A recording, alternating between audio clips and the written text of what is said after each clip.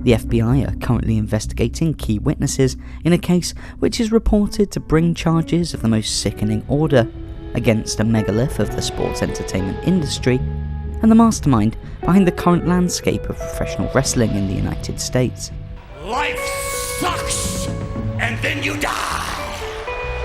I'm Vince McMahon, damn it, let's hear it! This morning, Vince McMahon, the CEO who transformed pro wrestling into a global powerhouse, now faces a hush money scandal. Somebody call my mama. I am the boss.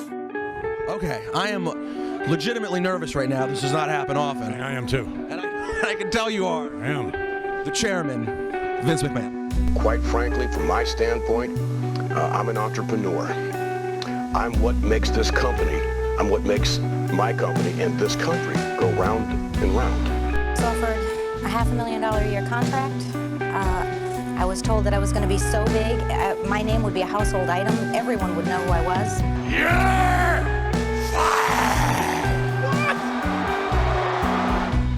It has been said that anything can happen here in the World Wrestling Federation, but now more than ever, truer words have never been spoken. The WWE founder and CEO Vince McMahon is stepping down as chairman and CEO. I am no pervert. In this video, we delve into the complex saga of Vincent Kennedy McMahon, a colossus in the realm of professional wrestling, whose story is one of the most extraordinary triumphs shadowed by profound controversies. As the mastermind behind the transformation of wrestling into a worldwide spectacle, Vince McMahon erected a multi-billion-dollar colossus known as WWE, or the World Wrestling Entertainment Company. His unparalleled vision and indomitable spirit solidified WWE's dominance in sports entertainment, making it an emblem of wrestling across the world. We'll tread carefully through the maze of allegations that have surrounded Vince McMahon, from whispered insinuations to legal battles, shedding light on conduct unbecoming of his stature and role. Central to these controversies is a disturbing pattern of sexual abuse, suggesting behaviour that, though long discussed in hushed tones behind the scenes of wrestling's world, has rarely been confronted openly. Moreover, we'll probe into the accusations of illegal activities linked to McMahon from within the WWE company, placing these within the broader narrative of the wrestling industry's own legal entanglements. From steroid scandals to dubious business dealings, our exploration seeks not only to dissect the character at the eye of the storm, but also to understand the culture within World Wrestling Entertainment that may have nurtured or even condoned such actions. In dissecting the layers of Vince McMahon's downfall, we aim to strike a balance between the spectacle of his achievements and the serious ethical and legal questions raised by his alleged actions. A visionary who indelibly transformed a form of entertainment which I have loved since a child, yet whose personal failings threaten to eclipse his professional accomplishments. Through this meticulous examination, I'll aim to provide more than just a story of one man's ascent and descent. Through the stories of those who were there at the time, I offer a perspective on the intricate interplay of power, fame, and morality within the high-octane world of sports entertainment. Oh, damn it! Oh, unbelievable! The history of pro wrestling has had its fair share of important families. However, through all of the world title gold and critical successes shared by these iconic family names, there is one bloodline which, in my opinion, has done more to change the landscape of the pro wrestling world than The Rock, Roman Reigns, and Bret Hart combined. In this video, I want to explore the origins of the McMahon family's 100-year-long relationship with glitter, glamour, and grappling. I want to shine a light onto the relationships held within the family and how these relationships have been twisted, strained, and even destroyed over the last century. We'll look at all of the successes, all of the glory, but also all of the secrets, lies, and mystery. The history of wrestling is so closely interwoven with the history of men and nations, and the antiquity of the sport so readily proved in the records of every ancient civilization, that it may be safely assumed that even in prehistoric times, when man's living problems were largely identical with those of the beasts of the jungle, wrestling, in some crude form at least, had begun to take its place as the most fascinating of sports. It so closely approached the daily struggle of life, as life went in the faint dawn of human existence, as to have logically been the earliest variety of sport in which men engaged. Surviving and being steadily improved upon throughout the ages, we find record of the high regard in which the sport was held by the ancient Egyptians, in the many carvings of wrestlers upon the tombs of the pharaohs. Of later origin, though still in remote antiquity, other records are found of wrestling as a favourite sport among the athletes of classic Greece and of the Roman Empire. All literature through the ages is crowded with tales of the prowess of vanished heroes of the grappling arts. So long ago as 1443, a book narrating wrestling methods was published and included illustrations of various wrestling positions. The modern-day World Wrestling Entertainment Company is a titan in the entertainment industry, as its parent company, Titan Sports Inc., name suggests. With over 1 billion social followers around the world and millions viewing their weekly shows in arenas globally and at home on television. In-ring, a lot has changed for WWE since its inception in the early 1950s, as has the corporate structure and the nature of the very business of pro wrestling itself. In this video, I want to explore the key moments in the company's history, its foundations coming out of the Second World War, and its explosion into mainstream popularity as the WWE became the single name that came to mind anytime you would mention the words pro wrestling.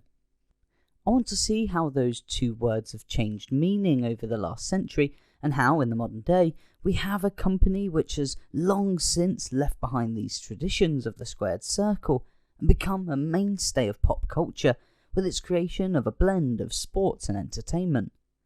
We'll look at the key turning points for the WWF during the Attitude Era and the eventual change to WWE, the name we all know today. This is the story of how WWE got started. The journey will take us from the late 19th century and boxing in New York with Jess McMahon, through both world wars and on to the beginnings of scripted wrestling with his son, Vincent James McMahon, through the dusty black and white days of the territories, and then on to worldwide acclaim under Vincent Kennedy McMahon and his wife Linda and her political journey, to their children, first Shane, the hot-headed and passionate eldest son, and his unusual relationship with the rest of the line, and his younger sister Stephanie, with her passion for business and a driven streak just like her father. We will see how a young Stephanie's forbidden love would change the direction of the company brought down from her grandfather, and finally onto the future with the new generation of McMahons and the very destiny of the WWE up in the air, and hopefully answer the question as to why I believe the McMahon family is the most important in the whole of sports entertainment history. Our story begins in 1882 with the birth of Roderick James Jess McMahon. Without this one single man, nothing else in this eventful tale would have had a chance to have taken place. His marriage to Rose E. Davis would set in motion a bloodline which would become the centre of the entire pro wrestling universe. Jess McMahon and Rose Davis would go on to have 3 children, Roderick McMahon Jr., Dorothy McMahon, and from our point of view, most importantly, in 1914, Vincent James McMahon. On January the 7th, 1952, Tootsmont and Jess McMahon founded Capital Wrestling Corporation, or CWC for short. A year after the pro wrestling company was started, it became part of the National Wrestling Alliance and was the NWA's Northeastern Territory. In November of 1954, when Jess McMahon died, his son, Vincent James McMahon, was brought in by one of Tootsmont's closest allies in the business, Ray Fabiani. Vincent James McMahon has industry knowledge and had been around the business for a lot of his adult life.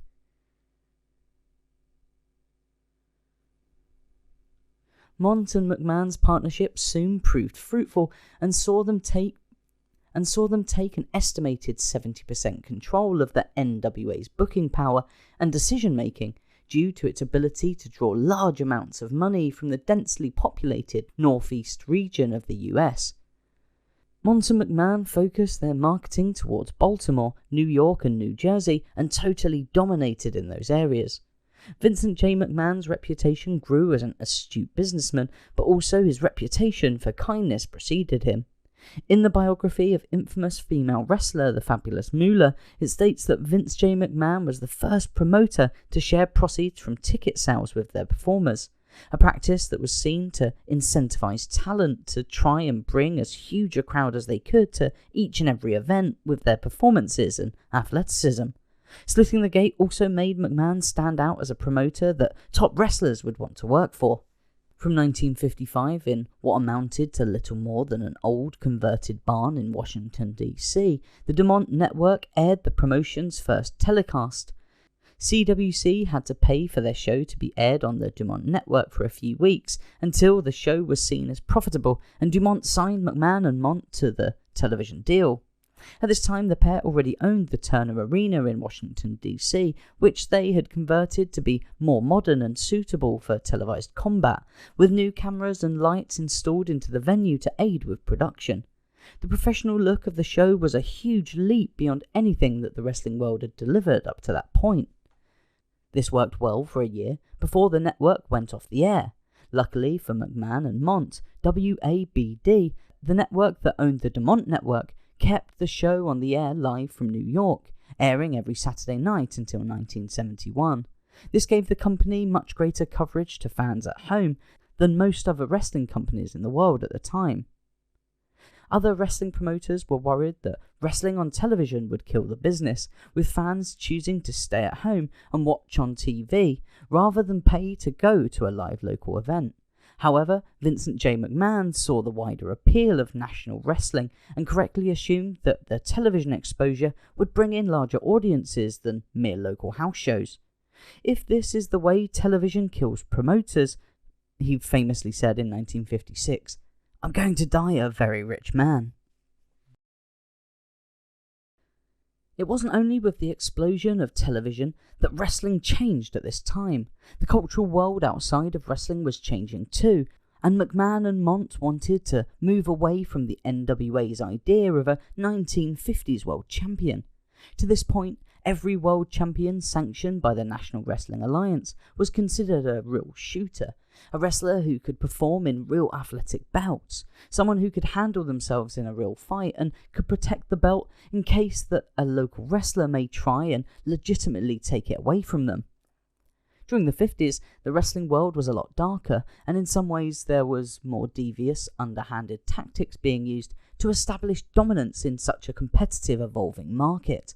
But by the time the 60s rolled around, Capital Wrestling Corporation had the lion's share of the audience in American wrestling and a complete stranglehold on the decision-making of the NWA. Vince J. McMahon and Mont wanted to install their top guy, an up-and-coming Buddy Rogers, as the NWA World Heavyweight Champion. Buddy Rogers was a new breed of wrestler who focused as much on his character and look as he did on his in-ring skills. This was a tactic that had proven extremely effective for CWC and had greatly outdrawn the more traditional wrestlers that the NWA had provided. In 1961, the NWA had finally had their arms twisted enough and allowed Buddy Rogers to be installed as their world champion, whose base would be with CWC in the Northeast. This drew the ire of many other promoters in the NWA at the time, as they were concerned that CWC would hog the belt and only ever defend it in their territories, effectively maintaining their grasp on the money-printing strap. As fractures started to appear, Vincent J. McMahon and Mont instructed Buddy Rogers to keep hold of his belt and refuse to defend it against anyone who they deemed too risky. However, predicting this sort of event might take place, the NWA had ordered all of their world champions to pay a $25,000 deposit on receipt of the belt, to be returned once the wrestler had lost the match. Buddy Rogers did not want to forfeit this deposit and as such agreed to lose the belt to Lou Thez in Ontario, Canada in January of 1963, who went on to be the NWA's top performer for years. Without a champion and with their relationship with the NWA, Mont and McMahon split away and formed their new wrestling company, WWF, at this time. The Worldwide Wrestling Federation was as much of a success as it was a mouthful to say. The company exploded onto the wrestling scene to much applause. The WWF World title was awarded to their preferred choice of performer in Buddy Rogers. Rogers was given the belt after a much disputed tournament in Rio de Janeiro in Brazil. Heavily disputed not because people disagreed with the WWF's choice of a different kind of champion, but many suggest that the event in Brazil never actually took place and was just a way to put the belt on Rogers whilst deflecting backlash from fans. A month later, in May of 1963, Bruno Sammartino was brought in to replace the world champion in WWF after Buddy Rogers suffered a heart attack whilst preparing for a match. The two men put on a lightning-quick 1-minute bout to pass the torch and protect Rogers. From this point on, Bruno Sammartino went on to be the longest reigning champion in all of WWE's long history. 7 years, 8 months and a day. Let that sink in. From 1963 to 1971, Worldwide Wrestling Champion reigned supreme over the Northeastern Territory as the ultimate babyface good guy. Toots Mondt left the company during this time in the late 60s, and Vincent J. McMahon assumed full control over the burgeoning wrestling behemoth. By 1971, WWF's popularity was once again on the rise as they started to put on now iconic matches at Madison Square Garden in New York once again, and the Shea Stadium. With Bruno Sammartino at the top of the card against heels who were usually brought to the ring by a valet or manager, McMahon brought in industry legends such as Ernie Roth, the Grand Wizard of Wrestling, great name, Classy Freddie Blassie, and Captain Lou Albano to act as these managers for the bad guys and draw boos from the crowd, adding intrigue to the matches. The company was seeing increased revenues at this time, larger crowds and bigger paychecks for the wrestlers, who were making more money on average than professional baseball players of the day. Vincent J. McMahon saw no reason to change his winning formula, and saw that having a good guy champion retaining for long stretches over touring bad guys was what the fans wanted. This led to large chunks of the WWF's title lineage being around the waist of the heroes.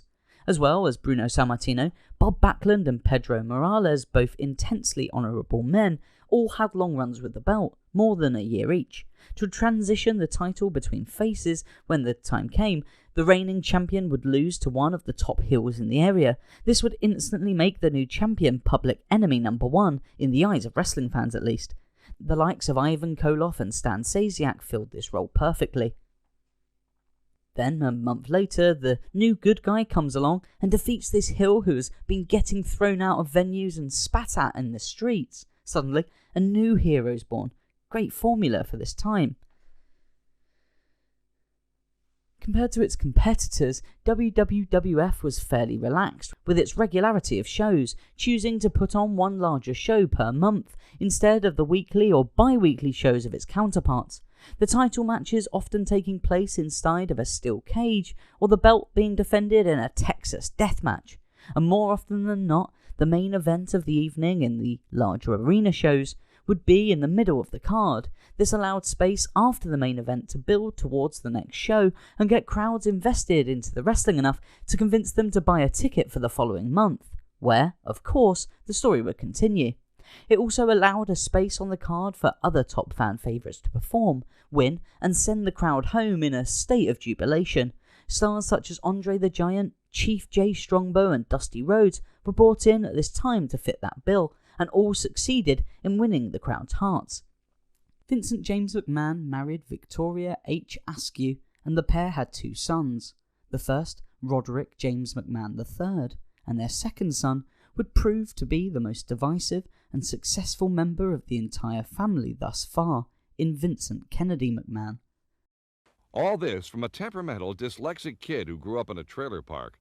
He's fought his way since childhood, determined to take on the critics, a billionaire, and the U.S. government.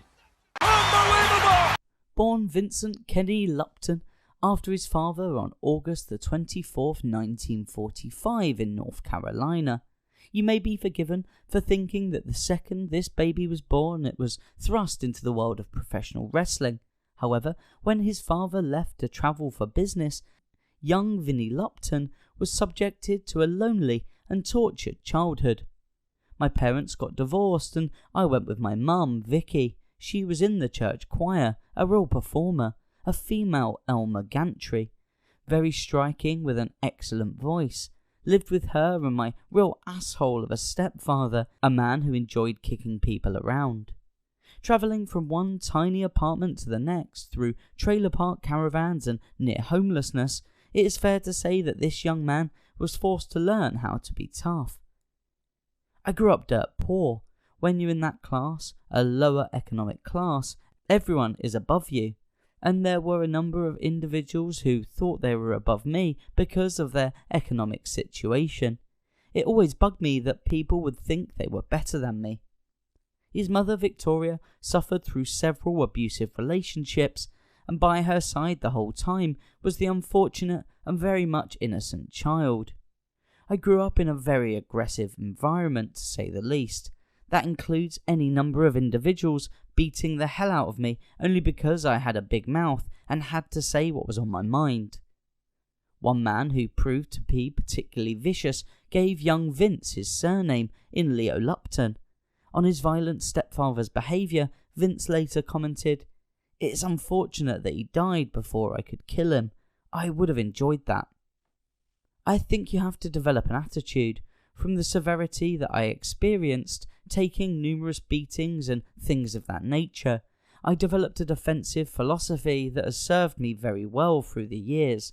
That is, if I lived through whatever the adversarial position was, I won. No matter what happens, if I'm still breathing in and out, I won. So, if you have that kind of philosophy, then failure is not a big thing.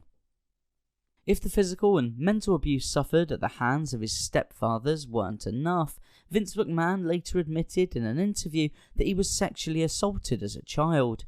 A fact disgusting and terrible enough for any one person to suffer. However, the perpetrator of said horrific acts makes the whole ordeal something even more sinister. In an interview with Playboy magazine, the interviewer asked, "Was the abuse all physical, or was there sexual abuse too?" "That's not anything I would like to embellish just because it was weird," Vince replied. "Did it come from the same man?" "No, it wasn't from the male." Later on in the interview, the interviewer asked, "We can leave that topic, but one last thing first. You said that the sexual abuse in your childhood wasn't from the male. It's well known that you're estranged from your mother. Have we found the reason?" To which Vince nodded, saying, "Without saying that, I'd say that's pretty close." Unbelievable! At the age of 12, Vince's father, Vincent James McMahon, returned into his life.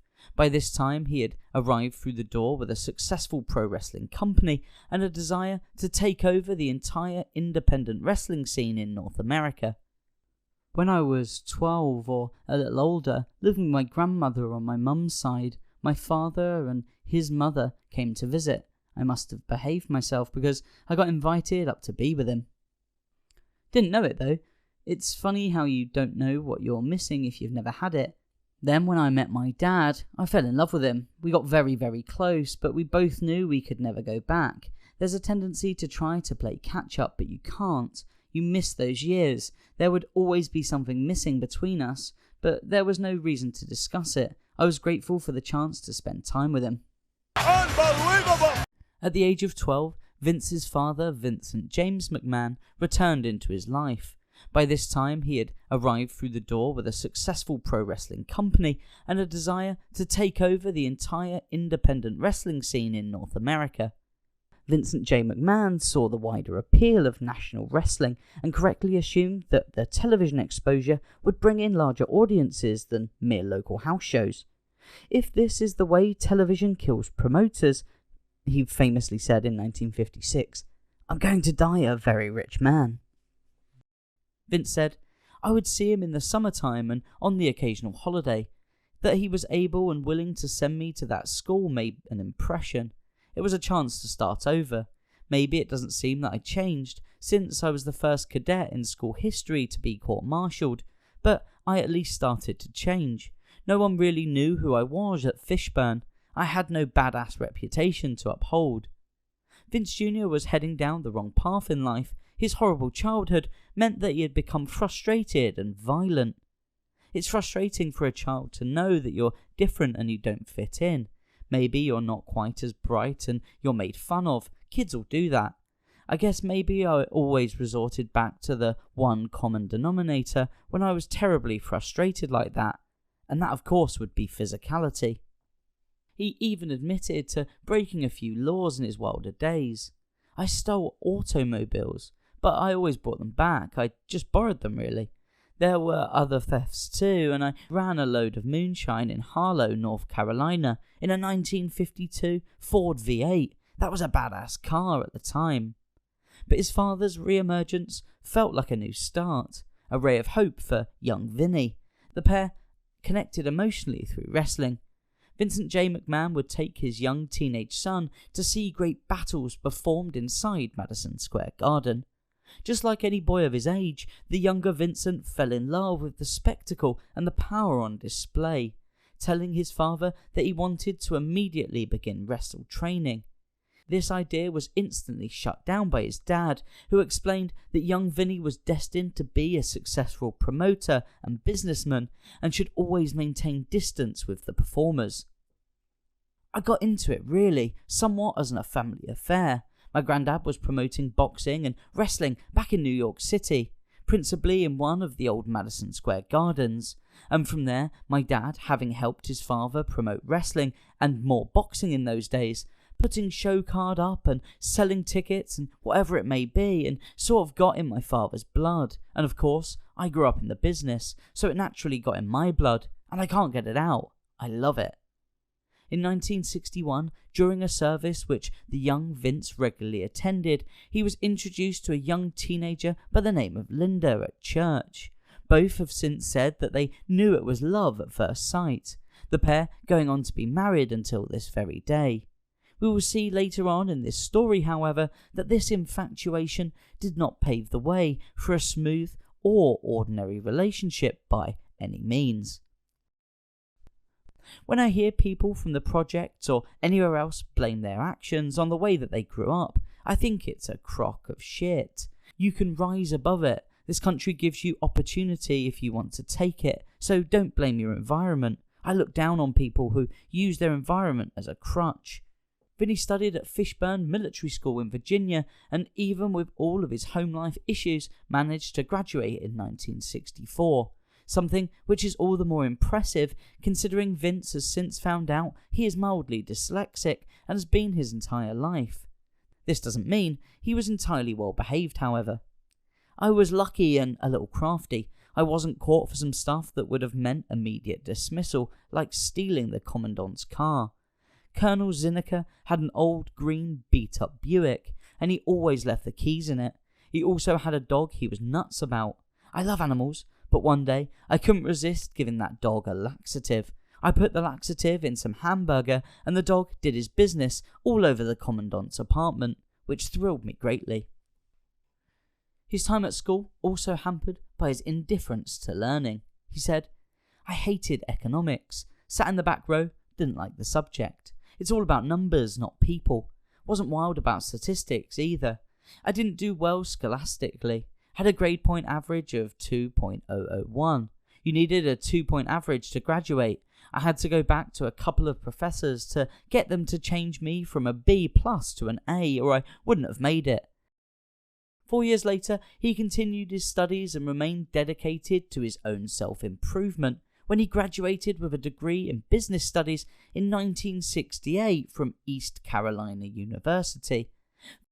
Without a champion and with their relationship with the NWA, Mont and McMahon split away and formed their new wrestling company, WWF, at this time.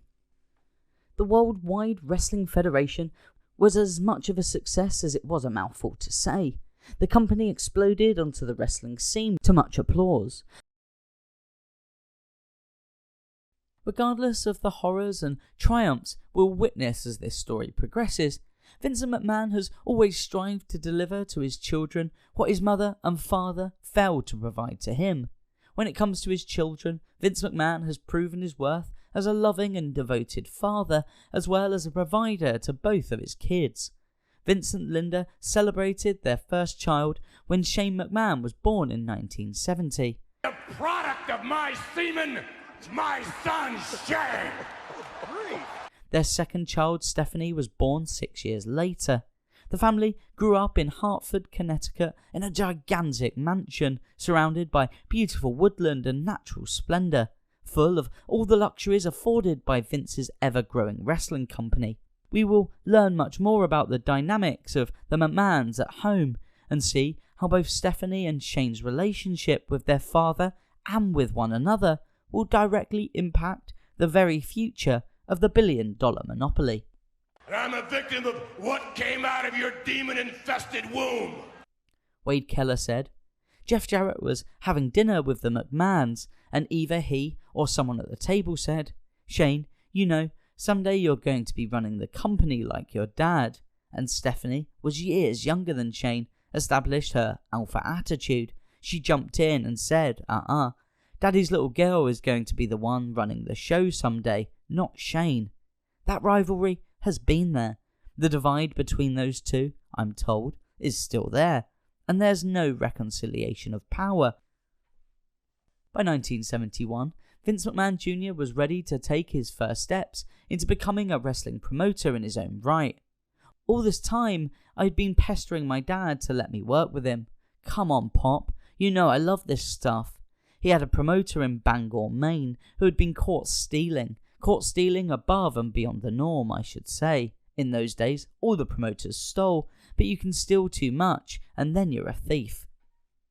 By 1971, WWF's popularity was once again on the rise as they started to put on now iconic matches at Madison Square Garden in New York once again, and the Shea Stadium. With Bruno Sammartino at the top of the card against heels who were usually brought to the ring by a valet or manager, McMahon brought in industry legends such as Ernie Roth, the Grand Wizard of Wrestling, great name, Classy Freddie Blassie, and Captain Lou Albano to act as these managers for the bad guys and draw boos from the crowd, adding intrigue to the matches. The company was seeing increased revenues at this time, larger crowds and bigger paychecks for the wrestlers, who were making more money on average than professional baseball players of the day.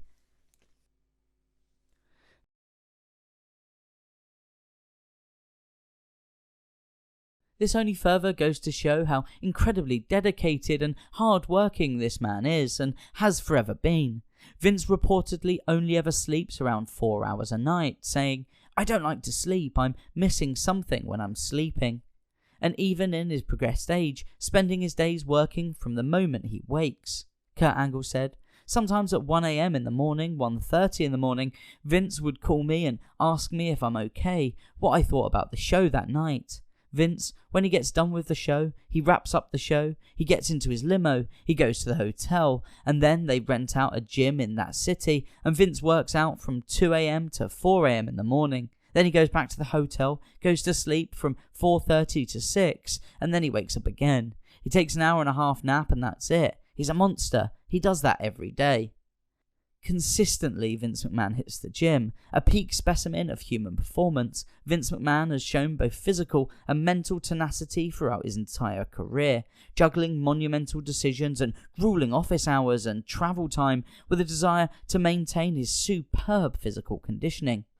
Triple H said of his father-in-law, "Look, Vince is incredible. And you can say in every level, he's 75 plus. His work ethic is greater than anybody I've ever seen. Still to this day, he's in the office first thing in the day. He's there all day. He's meeting with writers till 1 in the morning, 2 in the morning, and he goes downstairs and trains. His trainer is there at ungodly hours. He goes downstairs at 2 a.m. and gets after it. He doesn't sleep that much, still trains like that, still eats, very particular about his food. He's just a machine. He's just a very disciplined person, and his work ethic is second to none. It's most people that work in this company. I think long term, there's just a burnout factor. It's hard to hang with him for a long period of time. If you're on the same schedule he's on, it's 24/7. and that is something that has remained throughout his entire career in front of the television camera, morphing from a seriously impressive physique into one which draws shock and awe. Everything's better when you're in shape, food tastes better, sex is better, even breathing is easier. This man's in his late 70s for goodness sake, appearing in world-leading fitness and muscle magazines as a shining example of what sheer determination looks like. Big E said, "We have these long drives, and we'll get in around 2 or 3 in the morning, and his personal trainer has been standing outside the whole time, waiting for him, because he'll come in and work out after shows and after long drives. This man is in his 70s, and he's working out hard. He's a meathead in a way." Vince's insane attitude towards continual work has also proven to have its downsides, however, with some former employees explaining that Vince believes that everyone should be as fast-paced and productive as he is. Road Dogg said, "So what am I to be mad about? Who am I supposed to be mad at? Because I can't keep up with him? Because I can't outwork the superhuman worker? The man is a machine, and he works and works and works, and I personally couldn't keep up with him, and that's on me, that ain't on him." A former WWE creative writer explained a similar feeling. Vince is a workaholic, and if anything gets in the way of his work, it makes him angry.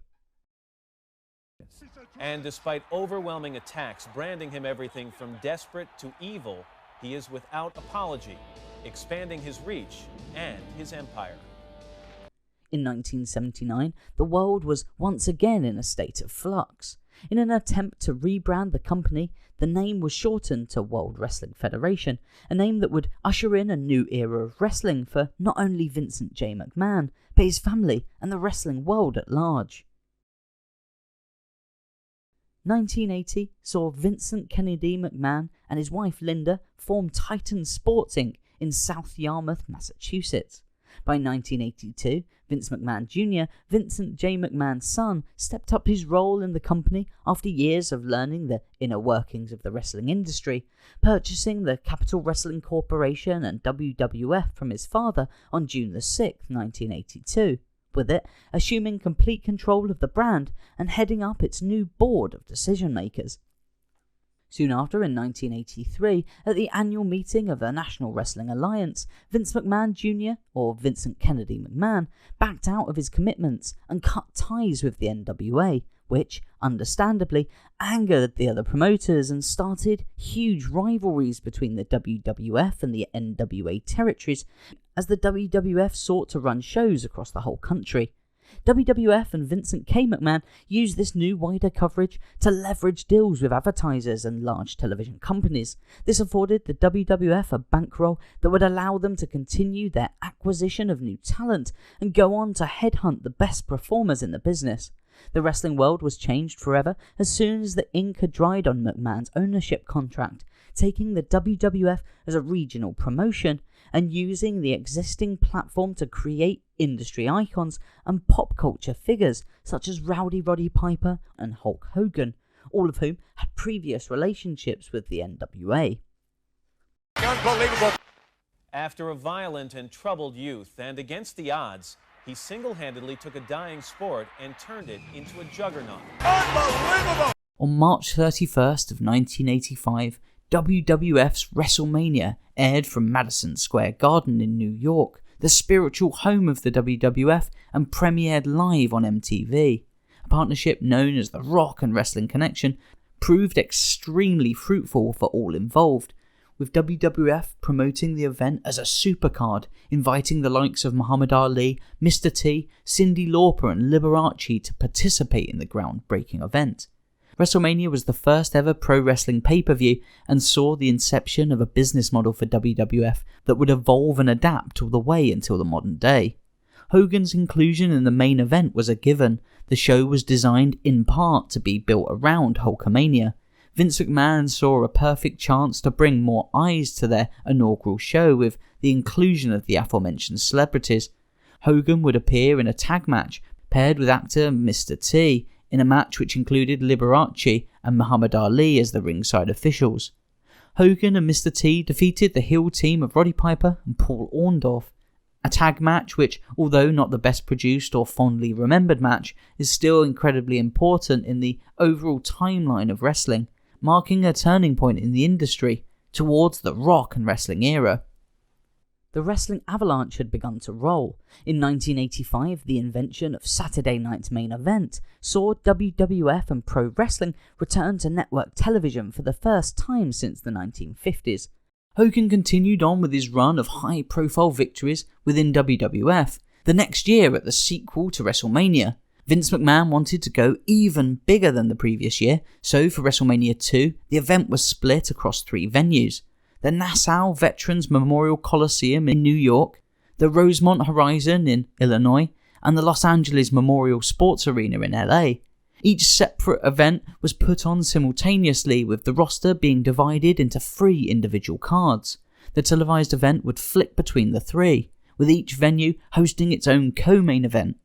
Mr. T fought in a boxing match against Roddy Piper, a tag title match, and the real main event of the evening, Hulk Hogan defeating King Kong Bundy inside of a steel cage to retain his World Heavyweight Championship. Wrestlemania 4. The legendary wrestling event was promoted as being held at the Trump Plaza Hotel and Casino. However, was actually aired from the venue across the road at the historic Atlantic City Convention Hall on March 27, 1988, with an attendance of over 19,000 in the crowd watching a 14-man tournament for the undisputed WWF Heavyweight Championship, with Ted DiBiase being bested in the final by Randy Savage, handing the belt to the Macho Man. The show was generally well received, despite not being one of WWF's biggest drawing shows. Then, towards the next year's WrestleMania 5 on April 2nd, 1989, with Trump's Casino and Hotel sponsoring the event, which again was hosted across the road from Trump's Plaza for the 2nd consecutive year, being the first time that WWF had chosen to stay in the same place for its big show more than once. Matches at the event thrusted the Ultimate Warrior forward in victory of the Intercontinental title against Rick Rude, where the main event saw another classic face-off as the Mega Powers exploded and Hulk Hogan defeated Macho Man Randy Savage with a leg drop for the WWF World Heavyweight belt. These 2 iconic sports entertainment events earned both Vince McMahon and Donald Trump enormous amounts of money and aided in birthing their respect for one another. This mutual respect meant that working together since has proven successful for both involved, leading to numerous segments on WWE television featuring Donald Trump and the McMahon family, especially Linda McMahon, who benefited and has worked closely with Donald Trump in the years since. Top hat and cane. Talk about stepping out for a night on the town. Vince's love and appreciation for bulging muscles and tortuous veins would extend far beyond his own ironclad physique, when, in 1991, he would form the World Bodybuilding Federation as a subsidiary of Titan Sports. Although Vince McMahon's initial intentions may have been more noble, he wanted to shine a light onto the hard-working professionals who dedicate their lives to obtaining such monstrous torsos and offer them larger financial rewards for their participation in tournaments. Everything else, however, about the WBF would prove to be unethical, poorly realised, and eventually a massive failure. Look at that mass! Holy cow! Ooh, look at this striation! In September the previous year, Vince McMahon had attended the closing ceremony of the Mr. Olympia tournament, which at the time was hosted by the International Federation of Bodybuilding. This well-established name in the world of muscle would prove to be McMahon and his newly formed WBF's greatest rival in the industry. At the Mr. Olympia event, McMahon arrived under the pretense that he was there to promote a supplement brand and fitness magazine for another company. However, always the cunning businessman, McMahon hid his advertisements for his upcoming bodybuilding organisation amongst the 3 magazines. Leading up to their first live event, WWF begun promoting their new bodybuilding show on pro wrestling television as a way to ramp up interest. Vince McMahon promised a more exciting and engaging form of bodybuilding, the likes the world had never before seen. He paid his new roster as much as $400,000 contracts and showed his belief in his new venture. When the IFBB found out that Vince had promoted his show at their Mr. Olympia event, the relationship between the two companies fell apart. The established IFBB prohibited any performers who were signed with McMahon's company from ever competing for their own. Here he comes, Jerry Stridham. Wow, take a look at that. But this is Vincent McMahon. He wasn't going to let his first show's disappointment ruin his grand scheme, and got to work promoting the company's second pay-per-view, which promised to be even bigger and more spectacular than the first one. The promotion leading into the event focused on Lex Luger facing off against none other than Lou Ferrigno, world-renowned big man and the actor who played the Hulk on the television around this time. Then it happened. The WWF and Vincent McMahon were embroiled in the largest steroid scandal and trial in pro wrestling history, and all of a sudden questions began to be asked about the legitimacy of the bodies on the display in the WBF as well. Unbelievable! Unbelievable! Unbelievable! It's not the first controversy since taking over the company from his father. He was indicted on drug charges in 1993, accused of obtaining steroids for wrestlers. I want your pay-per-view Sunday, brother. Some wrestlers, including Hulk Hogan, testified they would regularly pick up steroids at the company's headquarters in Connecticut. McMahon faced 11 years in prison but was acquitted after the jury found he did not direct wrestlers to take the steroids. When you consider that in some sports, practically everyone is taking these products, then you're at a distinct disadvantage if you do not. The current day owner of World Wrestling Entertainment is muscle-clad billionaire Vince McMahon, an abnormally hard-working and dedicated man whose ripped body would lead you to believe that he wasn't in his 80s, having been at the helm of WWE since 1982. A man with a historic appreciation for bodybuilding and physical extremities, even founding the WBF or World Bodybuilding Federation, his own bodybuilding competition, a failed endeavour which only goes to prove Vince McMahon's passion for exhibiting the human form in its most physically impressive.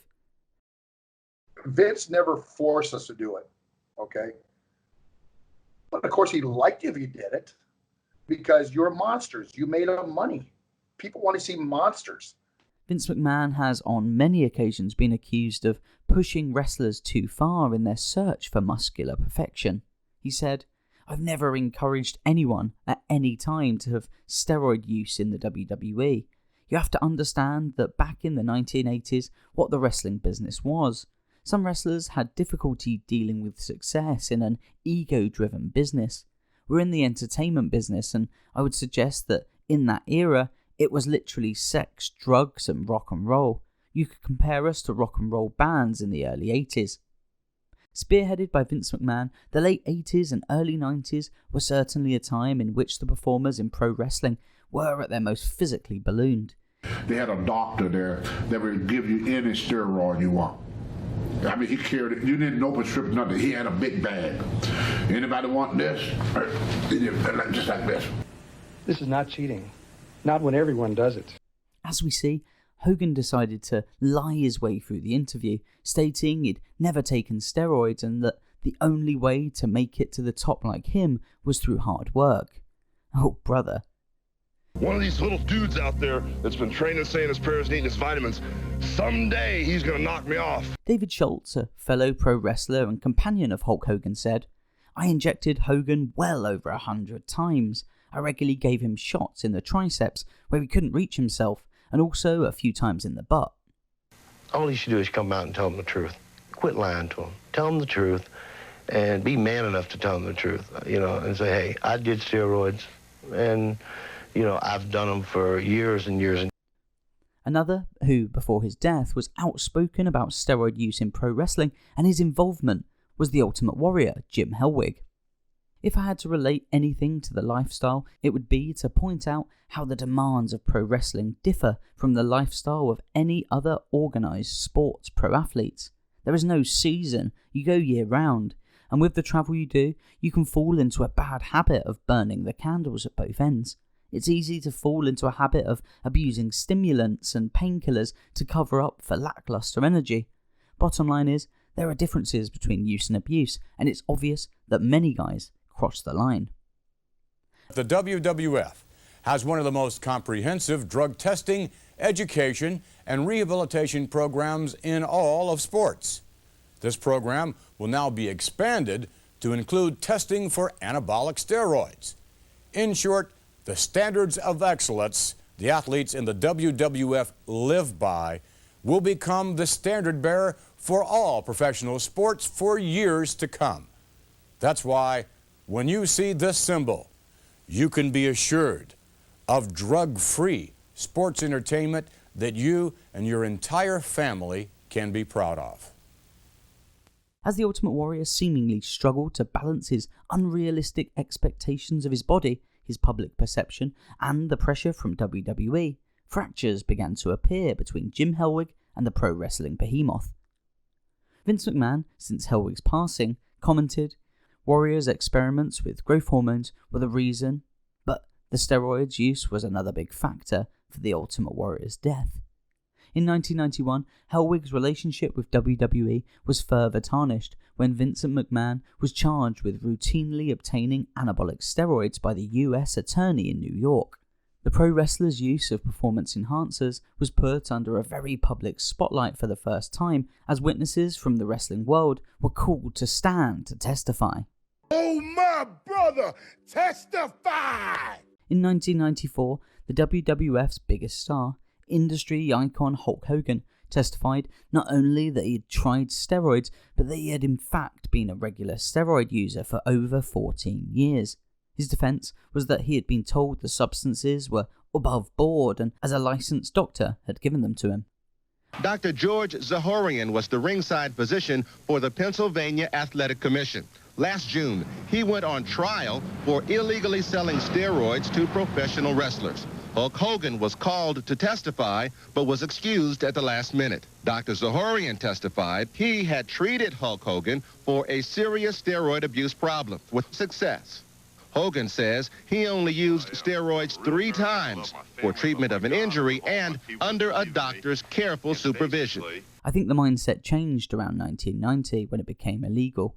There was an era when it wasn't just steroid use in the WWE, but it was predominant in every single sport across the board. Every sport in the world was doing it. The mindset was, it was safer than taking sugar. At that time, every wrestler I knew was taking part in steroid use in WWE. I'm sure Hulk Hogan in his head thought if he denied extensive steroid use in the WWE in 1991, the media would move on. Who would have ever thought his denial would cause a steroid media buzz which attacked wrestling so fierce with major ramifications? Desirable TV time slots were lost, merchandise died in retail stores, sponsors left in droves, the fan base dwindled. Did you take a shower? Yeah. Did you brush your teeth? Yeah. Did you take your steroids? Yeah. That was the deal. It was how I lived. Another charge brought against Vincent McMahon was his involvement with the doctor who has prescribed the steroids to so many wrestlers who were employed by WWE. Dr. Zahorian was well known in the sporting world for supplying anabolic steroids to some of the world's top performers. Zahorian was well known at this time for regularly shipping drugs to WWE's headquarters in Connecticut. Their philosophy was, if I take 1 pill, it's going to make me strong. If I take 10 pills, it's going to make me 10 times stronger. Zahorian would also routinely meet with wrestlers in his office in Hershey in Pennsylvania. Rowdy Roddy Piper recalled, the doctor was an extremely nice and very popular urologist who would supply various drugs to the wrestlers. During the trials of McMahon and Zahorian, the Justice Department went on to uncover heaps of evidence linking the two, saying that Zahorian sold steroids and drugs to 43 pro wrestlers, 37 of whom were employed by McMahon's WWF when deliveries were made, most of which were later proven to not even have a prescription attached. Zahorian originally came to the attention of the authorities when he alerted them with his open bragging about his connections to some of the world's most recognizable pro wrestlers. Zahorian then unknowingly sold $650 worth of performance-enhancing drugs to a federal informant, whilst bragging about the potency of the substances in question on a secret tape. Maybe most incriminating for Zahorian was when, in 1991, federal officers kicked down his front door only to find Zahorian huddled over in the corner of his office, frantically running documents through a paper shredder. The wrestlers who testified at Dr. Zahorian's trial said that when they couldn't see Dr. Zahorian personally, he sent them steroids by Federal Express. Records show several Federal Express shipments from Dr. Zahorian to Terry Bollea. At the trial, Zahorian stated that WWF Secretary Ashley Feinberg regularly arranged for drug shipments. During the 1994 trial, Vince McMahon was questioned as to why, with all of this shady behaviour occurring in the public eye, and with the WWE having zero chance of not being aware of Zahorian's malpractice, their company continued to be affiliated with the dodgy doctor for so long. Especially close connections were recognised between Zahorian and Vince McMahon's right-hand man, Pat Patterson, and his wife, Linda McMahon, during this time.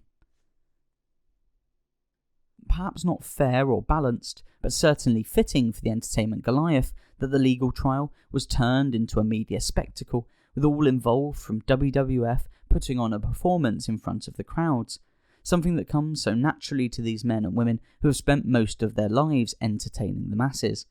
And even with Anita Scales, a WWF booker at the time, testifying that they spoke to WWF's Pat Patterson and Vince's wife Linda McMahon, another executive in the company at the time, Anita claimed to have warned the pair of Zahorian's involvement in the sale of illegal drugs, to which Pat Patterson allegedly retorted, "Keep working with him in Pennsylvania so the performers can get their candy."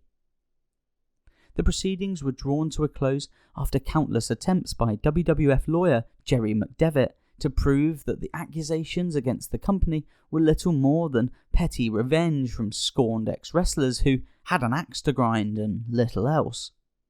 Several wrestlers toed the line and claimed they had never spoken to Vince McMahon about steroids and had never seen him use PEDs, whilst others spoke about the connection between Zahorian, McMahon and the WWF. This was met with claims of evidence mishandling of the two key witnesses, and it led to Vince McMahon being acquitted and walking away with little more than a stern talking to and the push to put an end to use of steroids in the WWF. Zahorian, however, did not get off so lightly. He had always been the focus of the evidence, and he was charged with 15 counts for drug trafficking. Aside from a long stretch in prison, Zahorian's only other option was to spill the beans and cooperate with the federal investigation into further accusations against WWF. Part of this new evidence was the claim that WWF's lead attorney, Jack Krill, was informed of a federal investigation against Zahorian by an unnamed state official. This has since led to a memo being uncovered from Linda McMahon to her partners at WWF, which states, "Although you and I discussed before about continuing to have Zahorian at our events as the doctor on call, I think that it's now a good idea," and Vince has agreed, "and would like for you to call Zahorian and tell him not to come to any more of our events, and to also clue him in on any action that the Justice Department is thinking of taking." In 1995, WWF had pulled through the dirt which had been the nationwide sensationalized legal trial and had suffered huge financial losses as it looked to build towards a new generation of pro wrestling in an attempt to shake off the shadows of negativity cast by the steroid scandal. From the time of the trial, the next few years would see a mass exodus of performers from the WWF, the majority of whom were larger-than-life, superhuman torsoed beta gods. The likes of Hercules Hernandez and the Ultimate Warrior have both stated since how, when the rules became more strict and the laws changed, they had a tough time transitioning away from certain chemicals and found it easier to move away from the WWF. By 1993, WWF had moved its Titan HQ to Connecticut and absorbed all other branches of its business, consolidating all of its operations and focusing on a build towards the new generation. After a sexual harassment lawsuit and a huge steroid scandal, losing more than $5 million for WWF at a time where fan interest was dwindling, McMahon had no choice but to implement a drug testing policy across his bodybuilding organization, and immediately the house of cards collapsed. Half of the roster refused to be tested and cancelled their contracts and decimated plans for their upcoming show. Those who were left were the smaller and less visually impressive performers who had never taken steroids, and a few who had previously taken performance enhancers but had stopped when the testing policy was introduced, leading to a smaller and ever-deflating roster. The final nail in the coffin was the big main event. Lex Luger was injured in the lead-up and could not appear. His opponent Lou Ferrigno also refused to be tested and left the company shortly after. The show proved to be even less successful than the first, with reports explaining that only 3,000 homes bought the pay-per-view and had left McMahon's idea dead in the water. The company was dissolved a month later when Vince called the owners of rival IFBB and conceded to them his defeat. A financial, critical and commercial failure on every front. Vincent McMahon learnt on this day, for the first time, that not everything he touches turns to gold. In the wake of the trial, both Linda and Vince McMahon sought to distance themselves from the legal proceedings publicly, with Linda saying, "I don't pretend to remember to go back, to revisit all the aspects of that case. It has been tried, acquitted and done with, and WWE has evolved its total health and wellness policy over the years. I'm sure it will continue to evolve." Jerry McDevitt further backed up this point, saying, "At no point did they ever charge anybody with any kind of obstruction of justice or whatever it is you were suggesting by that last question, on this memo or otherwise. What I do know is at the trial they failed miserably. They took their best shot, we cross-examined their witness, and the jury had no problem whatsoever acquitting the company of everything the government charged us with." But Vince McMahon saw an opportunity and begun to take a different approach.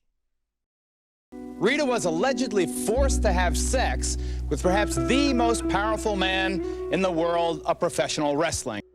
The first horrible incident which lays the groundwork for this treacherous journey upon which we are about to embark began in early 1986. As soon as Rita Chatterton and Vince McMahon came face to face, they would forever be entangled in a struggle of power, sex and abuse.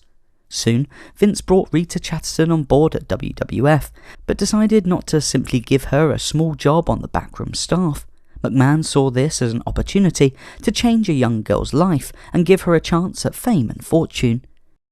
We got into the limo. Vince started talking about magazines, T-shirts, wrestling dolls. We don't have a referee doll at this point. A female would be great. On and on and on. Again, starts talking about a $500,000 a year contract. Next thing I know, Vince McMahon is unzipping his pants. I was pretty shocked at that point. We're talking profession here, and suddenly he wants more than just profession. He promised me the world, you know. He said, "How are you going to feel the first time you walk down or past a newsstand and see your face on Time magazine? There's all kinds of money to be made here, you know. You're looking at, like, a $500,000 a year contract, and on and on and on." Rita signed a contract to train to become a WWF referee and to officiate in the storyline featuring American singer Cyndi Lauper managing wrestler Wendy Richter. A landmark event for pro wrestling, seeing Rita become the company's first ever female referee. However, this did not come without major backlash. Pat Patterson, Jay Strongbow and Richard Herring came walking over to me, and Pat Patterson's got a fistful of money. He says, "Here, take this." And I looked at him and I said, "What's that?" He says, "You're getting paid for tonight, but you're not refereeing anything." And I looked at him and I said, "Yes, I am." He just kind of stood back and I said, "Look, if I don't referee tonight, I'll sue you personally, and I'll sue you, and I'll sue you." And I pointed to the other two. I said, "And then I'll sue the WWF, because I'm a good referee and I've worked hard for it, and yes, I am working." Okay, they storm away. Richard Herring kind of looks at me and smiles, because he knows he just assigned me. I ended up doing my very first match, a women's tag team match, and I found out a few months later that Pat Patterson told the women to break my legs and make sure I never wanted to get into a ring again. Things started happening, you know. Suddenly, like I said, I'm refereeing in Madison Square Garden. I'm refereeing on television. I'm doing talk shows, TNT, which was Tuesday Night Titan, an interview talk show. He did a 4-page layout on me in WWF magazine. Things were really starting to happen. Following her hiring, Chatterton revealed that her friend and ex-wrestler Leonard Insitari had cautioned her to steer clear of Vince McMahon at all costs. He could make or break me, and if I didn't satisfy him, I was blackballed. That was it. I was done.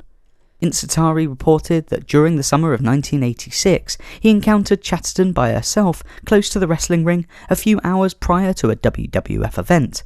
She looks at me and bursts out in tears. She grabbed me and I go, "Rita, what happened?" I was in Vince's limo. Before she could continue, Insatari let out an involuntary, "Oh no."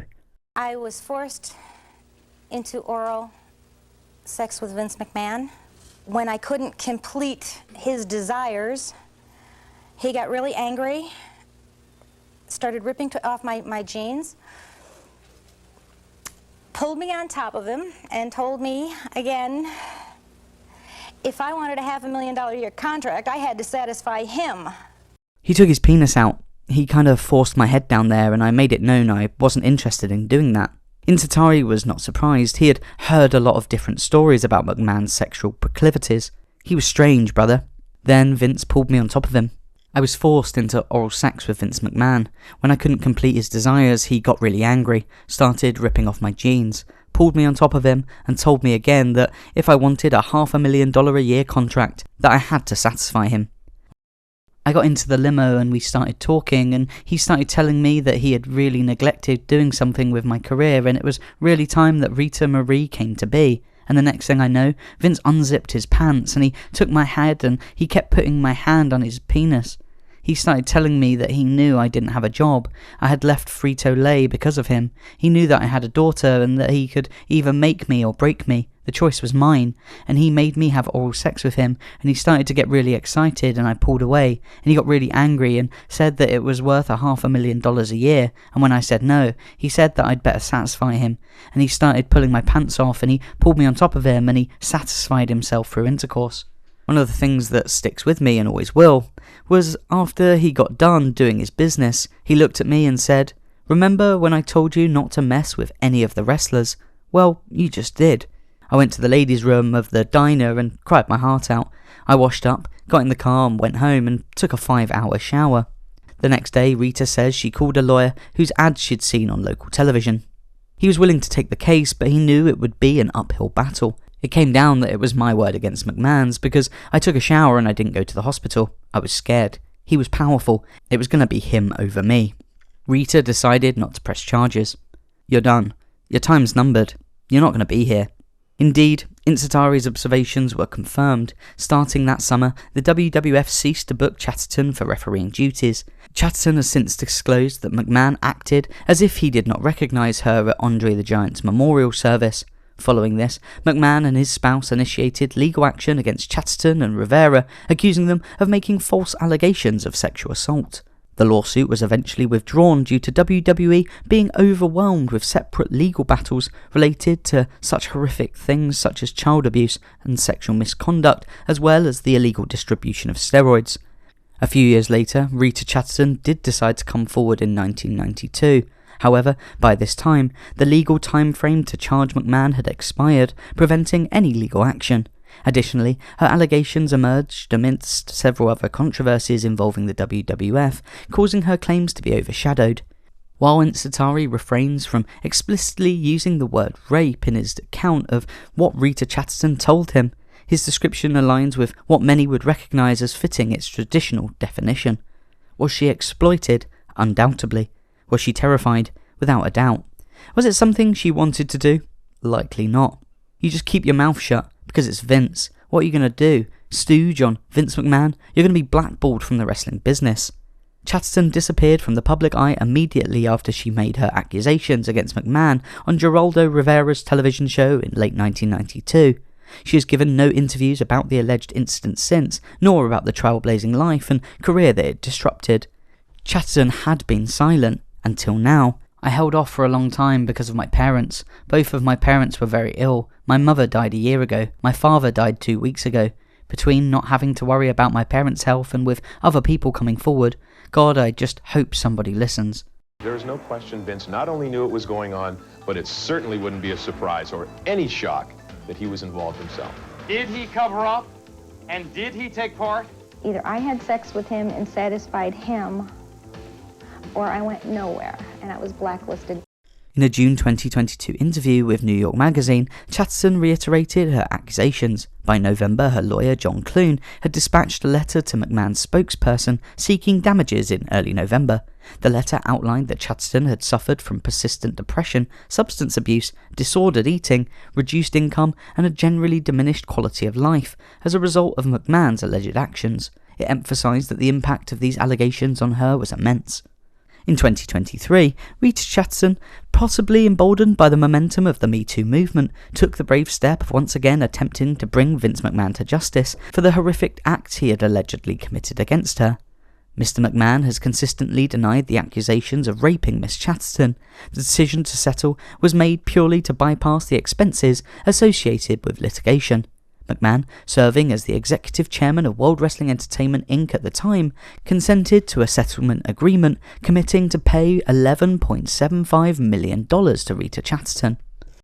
Well, I came forward immediately when I was fired. I retained an attorney, and we had consulted with Mr. McMahon about the advance immediately. He'd just been denying everything. I didn't wait 1 minute. I had a 2-year contract with the company, and inside of 2 months, because I wouldn't sleep with the vice president, they threw me out on the street. We wasted no time in going after him. Is homosexuality, do you allege, rampant in the WWF? Well, I don't want to necessarily say homosexuality. Let's just say that sexual harassment is indeed just tearing through the internal corrosion of the World Wrestling Federation. And nobody's ever wanted to say anything. It gets right down to the fact where there was alleged child sex abuse. It's not the first controversy since taking over the company from his father. He was indicted on drug charges in 1993, accused of obtaining steroids for wrestlers. I watch a pay-per-view Sunday, brother. Yeah. Some wrestlers, including Hulk Hogan, testified they would regularly pick up steroids at the company's headquarters in Connecticut. McMahon faced 11 years in prison but was acquitted after the jury found he did not direct wrestlers to take the steroids. In the late 80s and early 90s, the World Wrestling Federation it captivated audiences worldwide with its blend of athleticism, storytelling and spectacle. Behind the scenes, however, a scandal was brewing that threatened to tarnish the image of this entertainment juggernaut. Central to this controversy were allegations of sexual harassment and abuse directed at young boys employed by the WWF to help set up their wrestling ring. These ring boys found themselves the targets of predatory behaviour by certain WWF employees.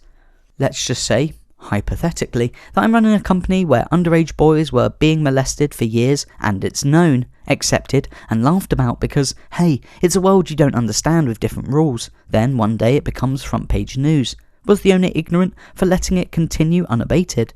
They supposedly care about the kids, Hogan with the little Hulkamaniacs and the provision of items, and then on the other hand, here, there's always been these stories about the little boys being used for sex objects.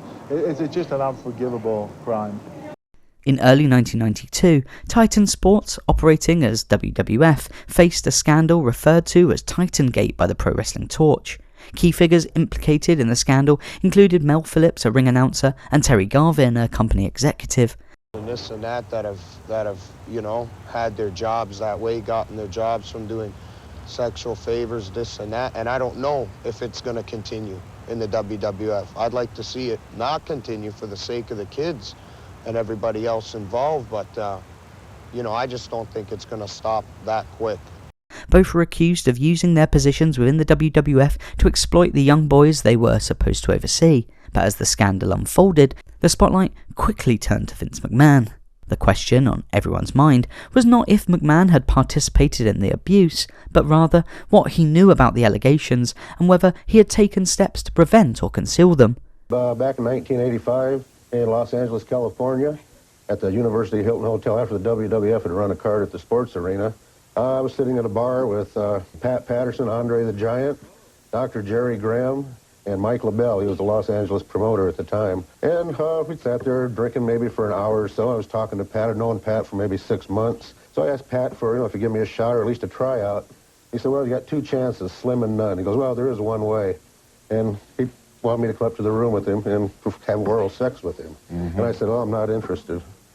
And after that, I went to the next show they had at the sports arena. Went down to the dressing room where they'd always let me, I was in the dressing room, friends with a lot of the other wrestlers there. And Pat had me physically thrown out after that, acted like he didn't know me. As the controversy began to unfold in March of '92, Vince McMahon admitted to Phil Mushnick, a columnist for the New York Post, that he had dismissed Phillips due to suspicions of inappropriate behaviour with children, only to rehire him shortly afterward. Sources tell now they've heard both Garvin and Patterson say they are still working for the WWF, that the resignations are just for show. I would say that Pat Patterson, probably Garvin too, some way, shape, or form, they're still with the organization, still on a payroll. Although McMahon later sued Mushnick and the Post for defamation, he did not contest Mushnick's recounting of their conversation, nor a similar discussion with Dave Meltzer, editor of the Wrestling Observer newsletter. He allegedly lured boys as young as 12 or 13 with promises they couldn't resist. Though McMahon has gone on record saying that he wasn't aware of any child sex abuse, we have learned that he fired Phillips a few years ago because he suspected these activities. He then hired him back. Mel Phillips has a sexual preference for young adolescent boys which focuses around a strong foot fetish. His recruitment, seduction and manipulation of these boys is consistent with the behaviour of hundreds of boy-lover paedophiles studied by the BSSU. His focus on the feet and his apparent lack of more overt sexual acts is less common. Although his activity with boys' feet is most likely sexual behaviour, the material furnished does not provide conclusive evidence of this fact. In context, the videotape provided is of little evidentiary value because it was taken in a public setting and contains no obvious sexual activity. Too many alternative explanations could be afforded by Phillips for its content. Most problematic is the fact that no alleged victims are willing to admit to or describe the sexual nature of their activity with Phillips. If people like me and people like everybody else who works in the wrestling business knows about this. The very first day I went to work full-time for the WWF back in '87, my boss told me, you know about Pat Patterson and Terry Garvin. You ever have a problem, come to me. He said to me. So if he knew and everybody else knows, Vince McMahon isn't going to know. The talk was on the inside that there were certain people within the organisation that were hiring these kids for one purpose and one purpose only. As far as wrestlers themselves, there was always talk of some up-and-coming, good-looking young wrestlers who were put in situations that if they wanted to further their career, if they wanted to advance, if they wanted to climb that ladder, that they would have to cooperate, and if they did not, then their career would be nowhere. A review of the tape by NYO shows Phillips lying with a foot in a crotch area for an extended period of time. All victims have stated that Phillips plays with their feet for extended periods of time between half an hour to 2 hours in duration. NY has subpoenaed Phillips to grand jury, but was told by prosecutors he will take the Fifth Amendment. NY would like to indict Phillips on sexual abuse charges if video is consistent with BSU sexual abuse guidelines. I really don't know what to make of it. The federal probe into Titan Sports and Vince McMahon's 1994 trial for conspiracy and steroid distribution charges originated from this article by Phil Mushnick on the sexual abuse of ring boys, not, as many people think, from Dr. George Sahorian's steroid distribution conviction. At the time, this led to a grand jury investigation into child sexual abuse and illegal transportation of minors across state lines, diverging from its initial focus. A pivotal moment in McMahon's trial was the dismissal of a steroid distribution charge to Hulk Hogan, attributed to a testimonial inconsistency by McMahon's former assistant, Emily Feinberg, concerning the timing of steroid delivery. This case highlighted the difficulties in prosecuting high-profile people. The WWF has one of the most comprehensive drug testing, education, and rehabilitation programs in all of sports. This program will now be expanded to include testing for anabolic steroids. In short, the standards of excellence the athletes in the WWF live by will become the standard bearer for all professional sports for years to come.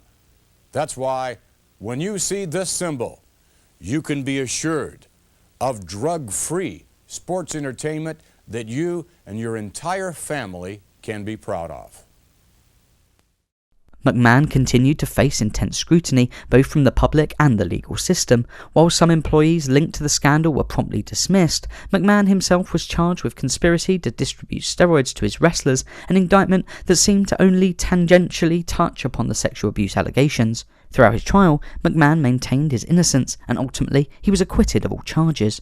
The Steroid trial, while significant, did not directly address the Ringboy scandal, leaving many to wonder about the true extent of the abuse and the culpability of the WWF's leadership at the time. In the aftermath, the WWF, under McMahon's continued guidance, worked to repair its image, implementing policies aimed at safeguarding its employees, fans and contractors. In 2021, newly released FBI documents revealed the agency's mishandling of sexual abuse claims against WWF ring announcer Mel Phillips, despite evidence including a video showing Phillips's misconduct, with the video's existence only becoming public through a 1993 New York Observer report. Tepper spent hours on the telephone attempting to obtain a videotape that he suspected showed Mr. Phillips, the former ring announcer, cavorting with some ring boys. Tape belonged to John Maloof, a former WWF employee, who eventually agreed to send it to NBC, having been convinced by Mr. Tepper that airing it would help bring Mr. Phillips the discipline he deserved. John Maloof originally hesitated to send a crucial tape after growing concern about Tepper's motives, suspecting a vendetta against Vince McMahon, and reported Tepper's aggressive attempts to secure the tape. This tape was previously sent to Titan's investigators in 1992, possibly in return for autographs. Investigations hinted at a potential bias in Pogrebin's reporting due to connections with Vince McMahon's defence. Titan Sports' lawyer Jerry McDevitt defended against releasing the tape, noting Maloof's insistence on its irrelevance to allegations against Phillips and concerns over misuses by Tepper. The tape showed Phillips with young males in a wrestling ring, deemed not explicitly sexual by FBI review, despite known allegations and testimonies at the time. Documents have since revealed the FBI's cautious approach towards investigating Phillips and the broader case against Vince McMahon, with WWE's lawyers downplaying the allegations as a misunderstanding of Phillips's behaviour. Despite McMahon's legal victory, the Ringboy scandal left a permanent scar on the wrestling industry. It exposed the potential dangers lurking behind the scenes, highlighting the need for oversight and huge accountability changes for all involved. For many, the scandal remains a dark chapter in the history of pro wrestling and WWF especially, a cautionary tale of what can happen when those in power fail to protect the most vulnerable.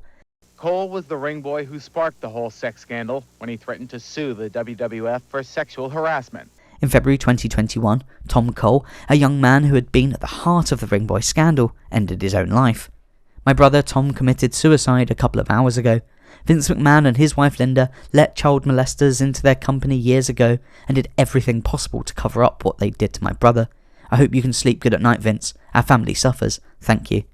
As the WWE evolved into a global phenomenon over the next 20 years, the scandal faded from the headlines, but it has not been forgotten. It serves as a reminder of the importance of vigilance against exploitation and abuse, ensuring that the dazzling world of professional wrestling is safe for everyone involved, from the athletes in the ring to the young fans cheering them on. And often includes controversial elements. This style was designed to grab viewers' attention and keep them hooked by constantly offering surprising and engaging content.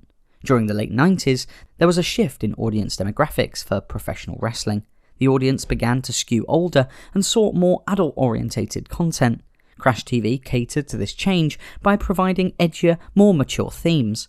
The WWF was in fierce competition with World Championship Wrestling during this period. To differentiate itself and regain lost viewership, WWF adopted the Crash TV style under Vince Russo and Ed Ferrara's watch, which was more extreme and sensational than what WCW was offering. This time period saw a broader cultural shift towards more sensational and reality-based entertainment. Crash TV fit perfectly into this trend, offering a kind of soap opera for adults with its continuous storylines and larger-than-life characters. The shock value of Vince Russo's Crash TV, with its unexpected plot twists and controversial moments, helped to create a buzz around WWF programming, leading to increased viewership. The Jerry Springer Show, popular during the same time as the WWF's Attitude Era, shared several similarities with Vince Russo's Crash TV approach. Both the Jerry Springer Show and WWF Attitude Era thrived on controversy.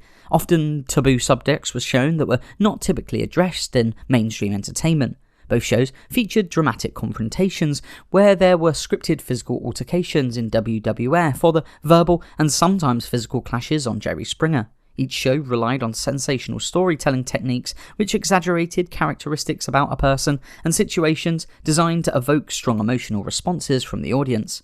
Both aimed to appeal to adult audiences, moving away from the more family-friendly content of the time.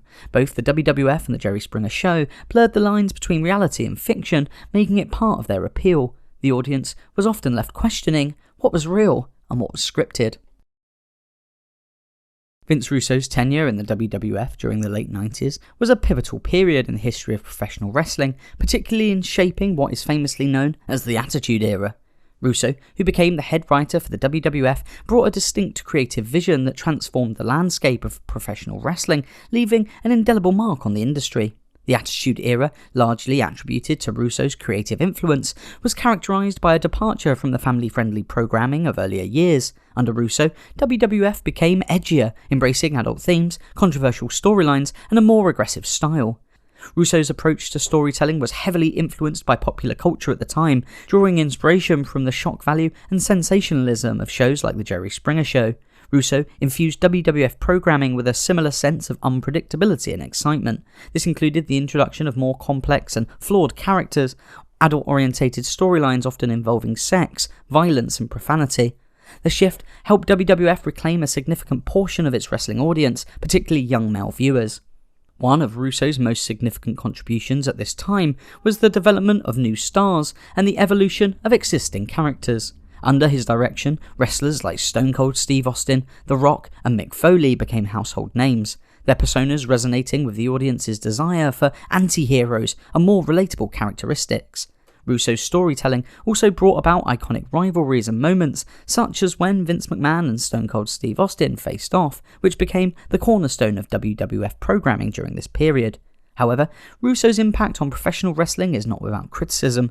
His reliance on shock value and controversial storylines often came at the expense of in-ring performance and traditional wrestling stories. Critics argue that Russo's approach devalued the athletic and technical aspects of pro wrestling, focusing instead on short-term ratings boosts. This often led to convoluted storylines, abrupt character changes, and a lack of long-term planning. I think I was sorry when I signed the deal. Bret had leveraged himself against Turner's operation and bid himself up so much, and everyone around me at that time was saying, oh, you can't let Bret go. I listened to them. I think I'm sorry that I did. It was around this time that World Championship Wrestling made a large offer towards Bret, promising a contract that financially far overshadowed his current WWF paycheck. But Bret was undecided. He was going to stay loyal to WWF even if he hadn't been treated the best in recent months, in his opinion. Bret was an honourable man and wasn't going to turn his back on those who had paid his wages for so many years. At this point, Bret was offered a contract which would last longer than any other WWF contract ever signed and would be guaranteed a paycheck every month for 10 years. However, due to the previous conflicts with Shawn Michaels, his only stipulation is that he wouldn't drop the belt to HBK in Canada. This led to a situation where WWF's main champion was about to be out of contract and still in possession of its most important and historical belt. With WCW circling, Vince McMahon didn't want to lose one of his biggest stars and his biggest titles at the same time, so he made an industry-changing decision. One that not only changed the fate of Bret Hart, but those around him. I didn't want him to go to WCW with our championship, Vince McMahon said in an interview. So the request for Bret would be, okay, let's drop this championship back to someone in WWF where it belongs. And that didn't happen, so I had to do what I had to do. It's no different than an actor in a television series who at the end of it refuses to die or refuses to do the job, so to speak. What do you do? I talked to Vince and he says I have to lose to Shawn in Montreal. At the beginning of November, after countless hours spent on the telephone and in the office of Vince McMahon, Bret made his decision, one which must have felt like the ultimate gamble, as he took his pride and his creative control in his hand and signed with WWF's biggest rivals, WCW. To most WWF fans, wrestlers and backroom staff, this was the ultimate betrayal, a moment which saw Bret acting in his own interests, both in terms of his wrestling career and financially. Bret would continue on for the next month after sending a fax to Vincent McMahon, informing him of his final decision on his way to receiving a guaranteed $3 million per year contract down in Orlando, something which is said to have hurt the personal feelings of McMahon, who believed he'd always done right by Bret. Say what you will about Vincent Kennedy McMahon, but the businessman has assembled an empire through almost half a century as the figurehead of the WWF and now WWE. The man is a billionaire and knows how ruthless one must be in order to steer such an enormous ship. Bret was still being elusive on the week leading into Survivor Series in 1997. He was heading towards WCW, but wasn't willing to give a solid answer when questioned about his plan for dropping the belt. McMahon was backed into a corner. From his point of view, if Bret wasn't willing to operate in the way in which most benefited his company, then McMahon must act in order to correct the company's course. 4 more weeks and I'm out of the WWF. We've all agreed to keep my leaving a secret. But I'm not going to shut up about how I'm feeling about where wrestling's headed. So there's nothing until Saturday, and then there's the production meeting. And of course, we come in at the end of the production meeting and they're dismissing it and all that kind of stuff, and then all of a sudden everybody's gone and it's just me, Vince, and Jerry Briscoe and Hunter. Vince McMahon held a meeting at the hotel with Jim Ross, Jim Cornette, Pat Patterson and Michaels. Reports are that at least 2 of the aforementioned names look extremely uncomfortable leaving that meeting, wrote respected wrestling journalist Dave Meltzer in his Wrestling Observer newsletter. Shawn Michaels said to ESPN, "I just recall up to that point there being a big scuttlebutt over what's going to happen with Bret leaving, and then of course was, I guess, an infamous phone call between myself, Hunter and Vince. I want to say it was just the week before. We had the meeting and as everyone was leaving, Vince asked me, Hunter and Jerry Briscoe, a long-time agent and close confidant of Vince, to stay. We sat down and talked," Michaels wrote in his autobiography. Pat was in the room with us earlier and he had no idea what was about to happen. He had a strong relationship with Bret. He wouldn't have done it and Vince knew that. That's why he didn't tell Pat. Well, Vince and I the night before had talked about it. He said, what do I do if Bret, because we're talking about our exit route, after this thing is through, how we're going, what we need to do. It was agreed that to get the belt from Bret, some underhanded tactics would be needed, reminiscent of the old-fashioned shoot wrestling events seen in the early days of the NWA. Shawn was going to have to work out a way to win a match against Bret without Bret being a part of the finish, and in a way which would ensure the belt changed hands at the upcoming Survivor Series pay-per-view. Really what they would prefer to do to me tomorrow is a way I would liken it is to actually rape me in the middle of the ring. Vince McMahon had agreed to split the issue with Shawn. McMahon would take all of the blame for the incident from fans and the wrestlers in the locker room. However, the owner of the company wasn't the one who would be physically in the ring opposite Bret, and thus the final decision on how things played out laid at the feet of Shawn Michaels. When the morning of the 9th of November 1997 arrived, wrestling fans around the world were still unaware that only a few hours later, the WWF, and by extension the entire pro wrestling universe, was about to change. When the Montreal Screwjob occurred, I wanted to make sure that Bret saw me out at ringside and know that what I did was the right thing to do, at least from my standpoint. A truly villainous move on your average show, but when the ref Earl Hebner signalled that Bret Hart had submitted, the arena deflated with confusion. Bret clearly hadn't tapped out or shouted that he submitted. He hadn't made any gestures toward the officials and was only in the hold for a second or two. He knew instantly that he'd been screwed. In this moment, Bret lost the WWF Championship to Shawn Michaels, but that wasn't the reason that Hart tried to wrestle Shawn to the mat after the bell. Shot straight over to loom over Vincent McMahon, who had made the call ringside. Then, Bret spat in his face. A disgusting display of aggression from Bret as he brought up a vile wad of phlegm and delivered a sharp shot of his own, spitting to outside the ring like a sniper, landing in the hair and eye of his boss. Bret knew that he'd been betrayed. Barring some run-ins with wrestler's biggest wanker Hulk Hogan, the industry famous backstabbing Bret had up to this point managed to avoid, in part due to his own decisions, had finally caught up to him. As Vince McMahon wiped the gauze from his brow, all hell broke loose. It was so startling. Mm-hmm. And you got to remember, you know, we're surrounded by hostile people. First of all, they got us out of there because they were throwing stuff. And Bret came over and was, you know, destroyed the monitors as he was irate. Yeah. Only to find himself face to face with Vince McMahon. I think Vince gambled that I was going to take the high road and say a few words to him, and then I would walk out and grab my stuff and leave the dressing room, and that would be the end of it. And he could say, at least I confronted him. Somewhere in that conversation, I said, if you're still here after I get dressed, I'm going to punch you out. Vince, feeling that he needed to let Bret calm down before he could explain himself, made his way into his office where he says he awaited Hart and his family for a discussion. Vince said straight to me, "This is the first time I've ever had to lie to one of my talents." I said, "Are you kidding me?" Then I rattled off on every finger about 10 different lies he'd told me in the last week. Vince told me, "What I did to you today won't hurt you. You'll still get all the money you're supposed to get from WCW."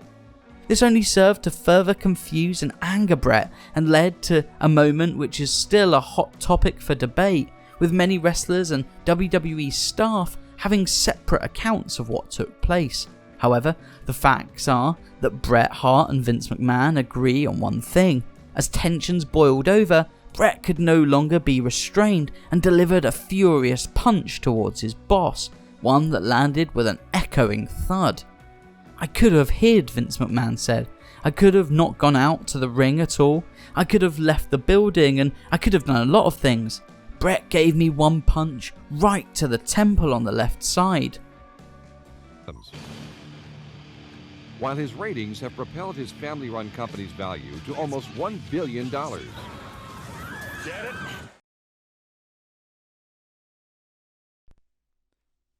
It was, we need something here. It's here. It's logical. Let's use it as a bridge to get where we need to go.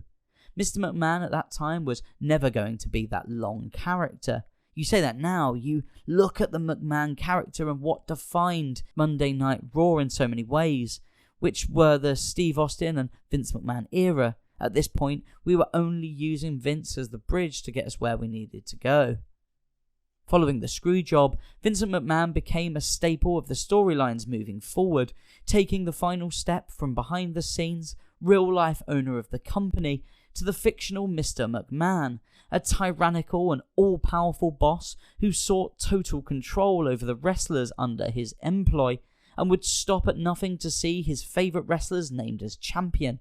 He was 100% evil and 100% entertaining, a massive reason as to why WWF exploded in popularity around this time. No chance, that's what you've got. Up against a machine too strong. Greedy politicians buying souls from us are puppets. Will find their place in line. Go tie a string around your finger now, boy, because it's just a matter of time, because you've got no chance in hell. According to composer Jim Johnson, the idea behind his theme song, No Chance in Hell, was he's got the power, the money, and he was pretty much the only game in town. Rather than a song about one man, I wanted it to be about the man. Following his real-life feud with Bret Hart, Vince moved on to a rivalry which many consider to be the greatest of all time, as the owner of the company came face to face with the most popular pro wrestler in the history of WWE, Stone Cold Steve Austin, who said, "I guess it came along at the right time and right place. It was just an aggressive time. Vince was ready to go for it." Over the next few years, the pairing of these two men were at the peak of their entertainment powers, would provide wrestling fans with some of the most iconic and beloved moments of all time, such as when Stone Cold used some large machinery to fill Vince's Corvette to the brim with concrete, smashing out the windows and creating quite the mess. or when Vince McMahon was resting in hospital with an injury when a masked Steve Austin burst onto the scene and delivers a swift beating to his boss. We saw Austin 316 ride a beer truck to ringside and use the hose to soak both Shane and Vince in the ring. Images of that night will ring out forever. Austin said, "I have loved Vince and I have hated Vince. We have fought each other in the ring and out of the ring for real. He's a man of his word and a man of integrity. If he tells you he will do something, he will do it. He wouldn't ask you to do anything that he would not do, and he will give anybody and everybody an opportunity to get to the top. All you've got to do is be hungry enough and willing to walk through fire to get to the top. He'll give you that opportunity. So I don't know if I've told you anything you wouldn't know about him, but he's a man of his word, he's a man of honour. I respect him a lot." Back in 1994, fans wanted change. They were sick of the cartoonish presentation style within WWE at the time, and pay-per-view buys and show attendance began to dwindle.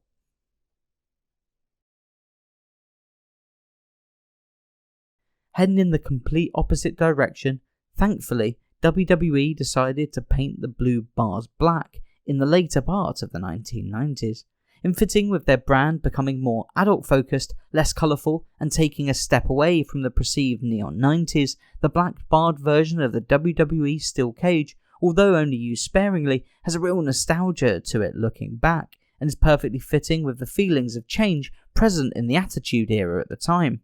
A famed moment inside this black cage happened at St. Valentine's Day Massacre pay-per-view, during a steel cage match between Vincent McMahon and Stone Cold Steve Austin in 1999. The match also saw the debut of The Big Show, who burst through the ring canvas and threw Stone Cold powerfully towards the steel cage wall.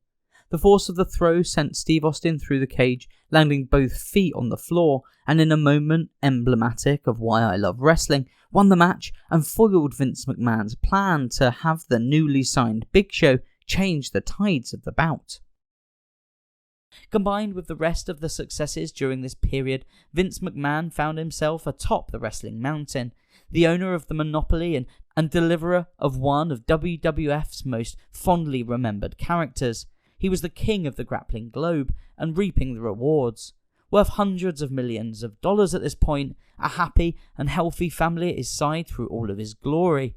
However, as we'll soon find out, some of that money was being used for nefarious and allegedly shady purposes. That family was hiding secrets from one another and from the world, which would eventually come to light.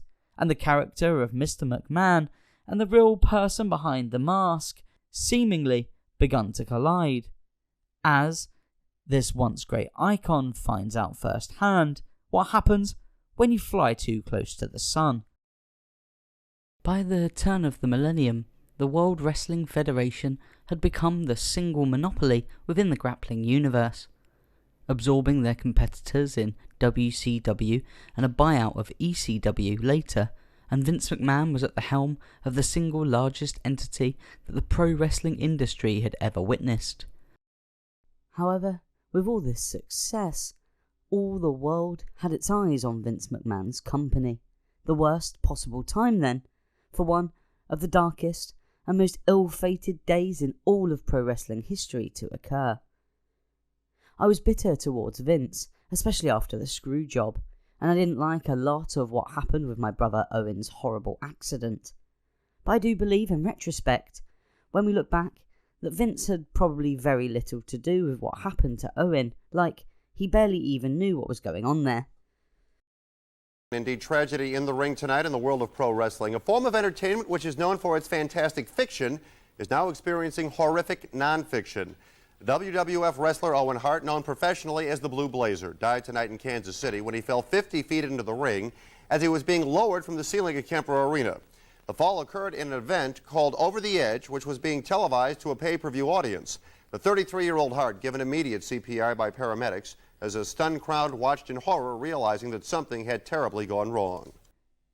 In Kansas City, Missouri, the WWF were running through their usual smooth operations of what, at the time, seemed like another evening of hard-hitting action and over-the-top personalities. Little more than what fans had come to expect at the time. By the time the event was over, the fans in attendance and at home, the WWF staff and all of the wrestlers were involved in a moment that none will soon forget. One which will live in infamy for all of pro wrestling's existence. It's our top story at 11. A former World Wrestling Federation champ is dead tonight. Once king of the ring, Owen Hart fell from the ceiling during an event in Kansas City. The audience at first thought it was a stunt. Millions of fans were tuned in on pay-per-view TV. We in the World Wrestling Federation are saddened by the tragic accident that occurred here tonight. And we send our condolences and sympathy to Owen Hart's family. In the weeks that followed, online forums and newsrooms were alight with controversy over the manner in which the events had unfolded leading up to Owen Hart's death. The speculation revolved around WWF's use of a less safe version of the harness and cable which Hart was using at the time. This idea was taken to him, and it was suggested that he come out of the ceiling. And I know there was a bit of a discomfort about the danger in it, but somehow over the weekend he got sort of talked into doing it again. This is a stunt that's performed on a routine basis in any number of venues. Owen was simply to descend into the ring in superhero-like fashion. Why was he not on a belay line or some other backup line, which is normally used for anybody that's using a rigging? That there would be a safeguard that someone would control. I'm not an expert on rigging, I guess you are. Well, it would appear that there were no precautionary measures taken. Why not? First of all, I resent your tone. I resent the sarcasm. Again, No, I resent your tone, lady, okay? Why you know, this was a no tragic accident. It's a tragic accident. Don't try and put yourself in the spotlight here, okay? This was an accident. Do you understand what I'm saying? An accident. And everything that should have taken place in terms of rigging, to our knowledge at this moment, did take place. It was rehearsed in the afternoon, and everything was fine. And that's all I know. Mr. McMahon, is it true then that Owen did practice 3 or 4 times during the afternoon and everything was set and he felt comfortable with it prior to the actual occurrence? As far as I know, everything was fine during the afternoon. A number of rehearsals. As part of Owen's Blue Blazer character, the performer wanted to move away from the ultra-serious, straight-faced Owen Hart and move towards the entertainment potential of a comedy-styled superhero. Prior to the event, Owen Hart had played with the formula of a wrestler being repelled towards the ring from the rafters, when he would be a few feet from the ground, releasing his safety catch and purposely falling flat on his face, drawing laughs and applause from the crowd. WWF and Hart had tried and tested the stunt, and it had proved effective at garnering their required response from the crowd at house shows. However, in order to facilitate the manoeuvre, a different, less safe latch had to be used for the quick release, and without a secondary safety cable, which was the standard at the time. For a month, the accusations flew at WWF and their backroom staff, until the Hart family filed a formal lawsuit against the entertainment behemoth, as well as the manufacturer of the harness and cable equipment, stating how dangerous and needless the stunt was, as well as arguing that the necessary safety checks and requirements were not in place, directly leading to Owen Hart's demise. On November 2nd, 2000, after a year and a half in and out of courtrooms, WWF settled with the Hart family being paid $18 million, whilst also dropping the lawsuit against the equipment manufacturer. They're calling be a good thing. you a billionaire. Right. the Are very you a next billionaire? day. I don't know. You are. It sounds good. In 1999, World Wrestling Federation became a publicly traded company, offering stocks on the New York Stock Exchange, like Augustus Gloop in Willy Wonka. At this point, Vince McMahon just wanted it all. I think it's important to be taken seriously as an entertainment company, and we are that. And we have wound up to be the only entertainment company of its kind, still in existence and flourishing. Following their success during the Attitude Era and victory in the fabled Monday Night War, this wrestling behemoth was still exploding in popularity. With these new heights of success and swaths of growing fan bases around the world, meant that the already grueling travel schedule within WWF was about to become even more brutal.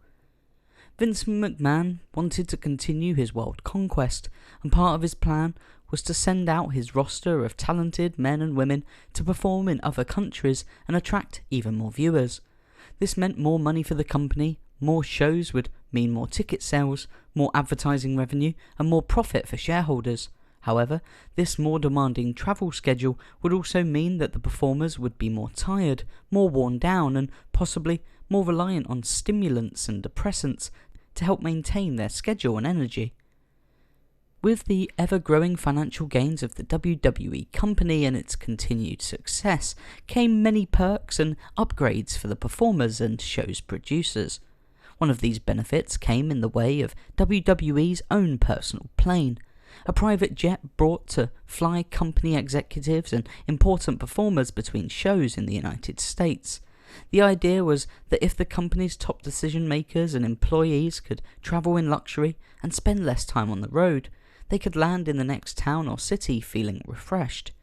It was also a huge status symbol for the company's owner, Vincent McMahon, and would be just one way in which he would continue to prove his legitimacy to the business world in light of the company's introduction on the stock market.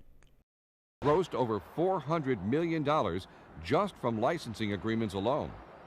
His marketing empire embraces everything from CDs to restaurants, action figures to condoms. But a set of customised private jets were not the only lavish expense laid out by Vince McMahon at this time, not by a very, very long way. For the media megalith was on his way to amassing a near $3.5 billion in personal wealth, alongside his 32% controlling stake in one of entertainment's biggest properties. On the way, it is fair to say that he indulged in a fair few vanity projects and displays of his opulent lifestyle. But lavish expenses and personal luxuries weren't the only items on the McMahon's $1 million shopping list, with an online report stating, McMahon and his wife have donated to various Republican Party causes, including $1 million in 2014 to federal candidates and political action committees, such as Cole Rove's American Crossroads and the research and tracking group America Rising. The McMahons have donated $5 million to Donald Trump's charity, the Donald J. Trump Foundation. The McMahons donated over $8 million in 2008, giving grants to the Fishburne Military School, Sacred Heart University, and East Carolina University. Non-profit Quarterly noted the majority of the McMahons' donations were towards capital expenditures. In 2006, they paid $2.5 million for construction of a tennis facility in Edinburgh, Pennsylvania. The McMahons have supported the Special Olympics since 1986, first developing an interest through their friendship with NBC producer Dick Ebersol and Susan St. James, who encouraged them to participate. Home of a new theme restaurant where you may have to wrestle someone to get your food. The WWF is ready to smack down some meals, and we were there as their top wrestlers like The Rock were welcomed as the new kids on the eating block.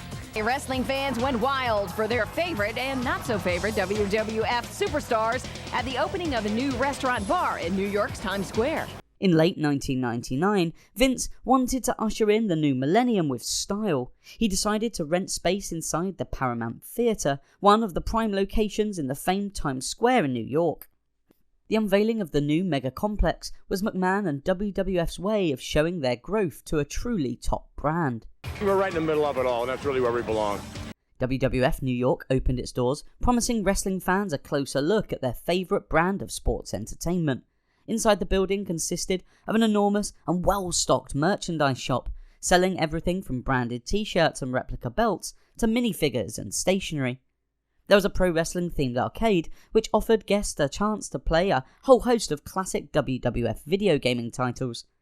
There was a nightclub which would play host to live wrestling events as well as several music shows. Okay, so this is one of our bars here. Access Hollywood. Come with Ivory and have a cocktail.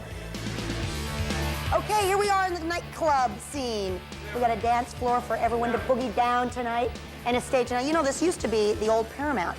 Frank Sinatra sang on that very stage behind me. There's a really neat cage room I want to show you where people like Brock and Stone Cold will be doing their autograph signings.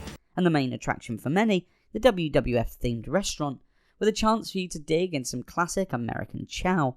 As you wander through this grappling mecca, you'll find rare and unusual artifacts from the industry's past and hear iconic entrance themes played through the speakers.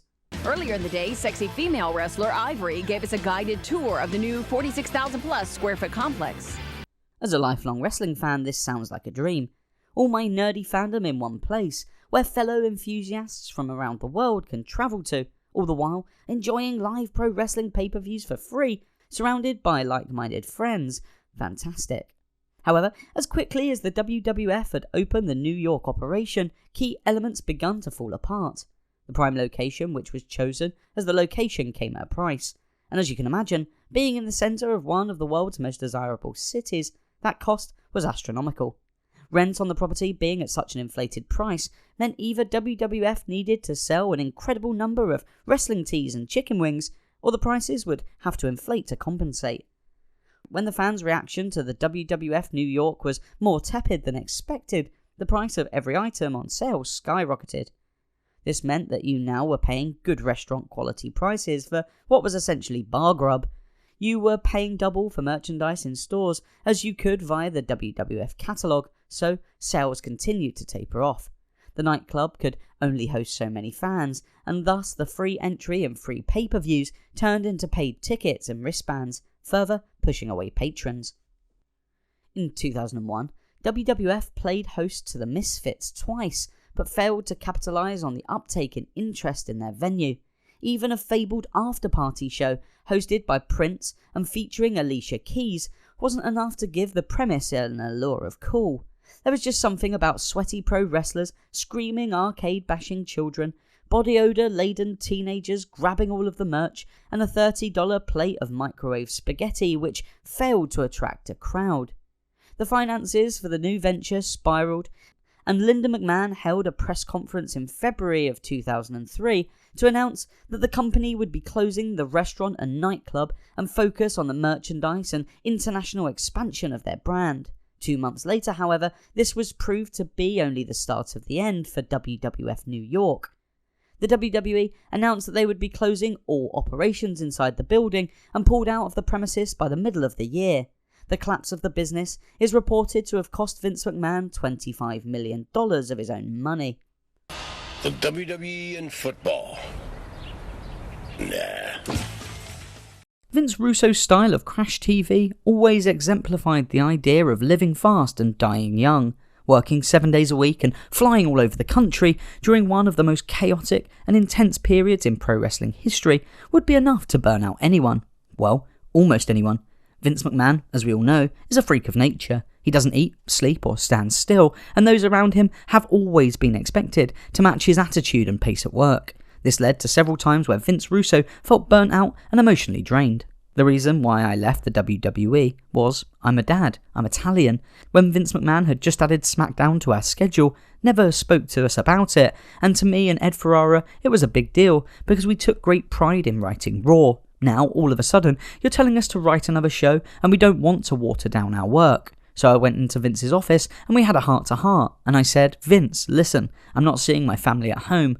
My wife is raising my family by herself. I wanted my wife to be able to move my family to her hometown.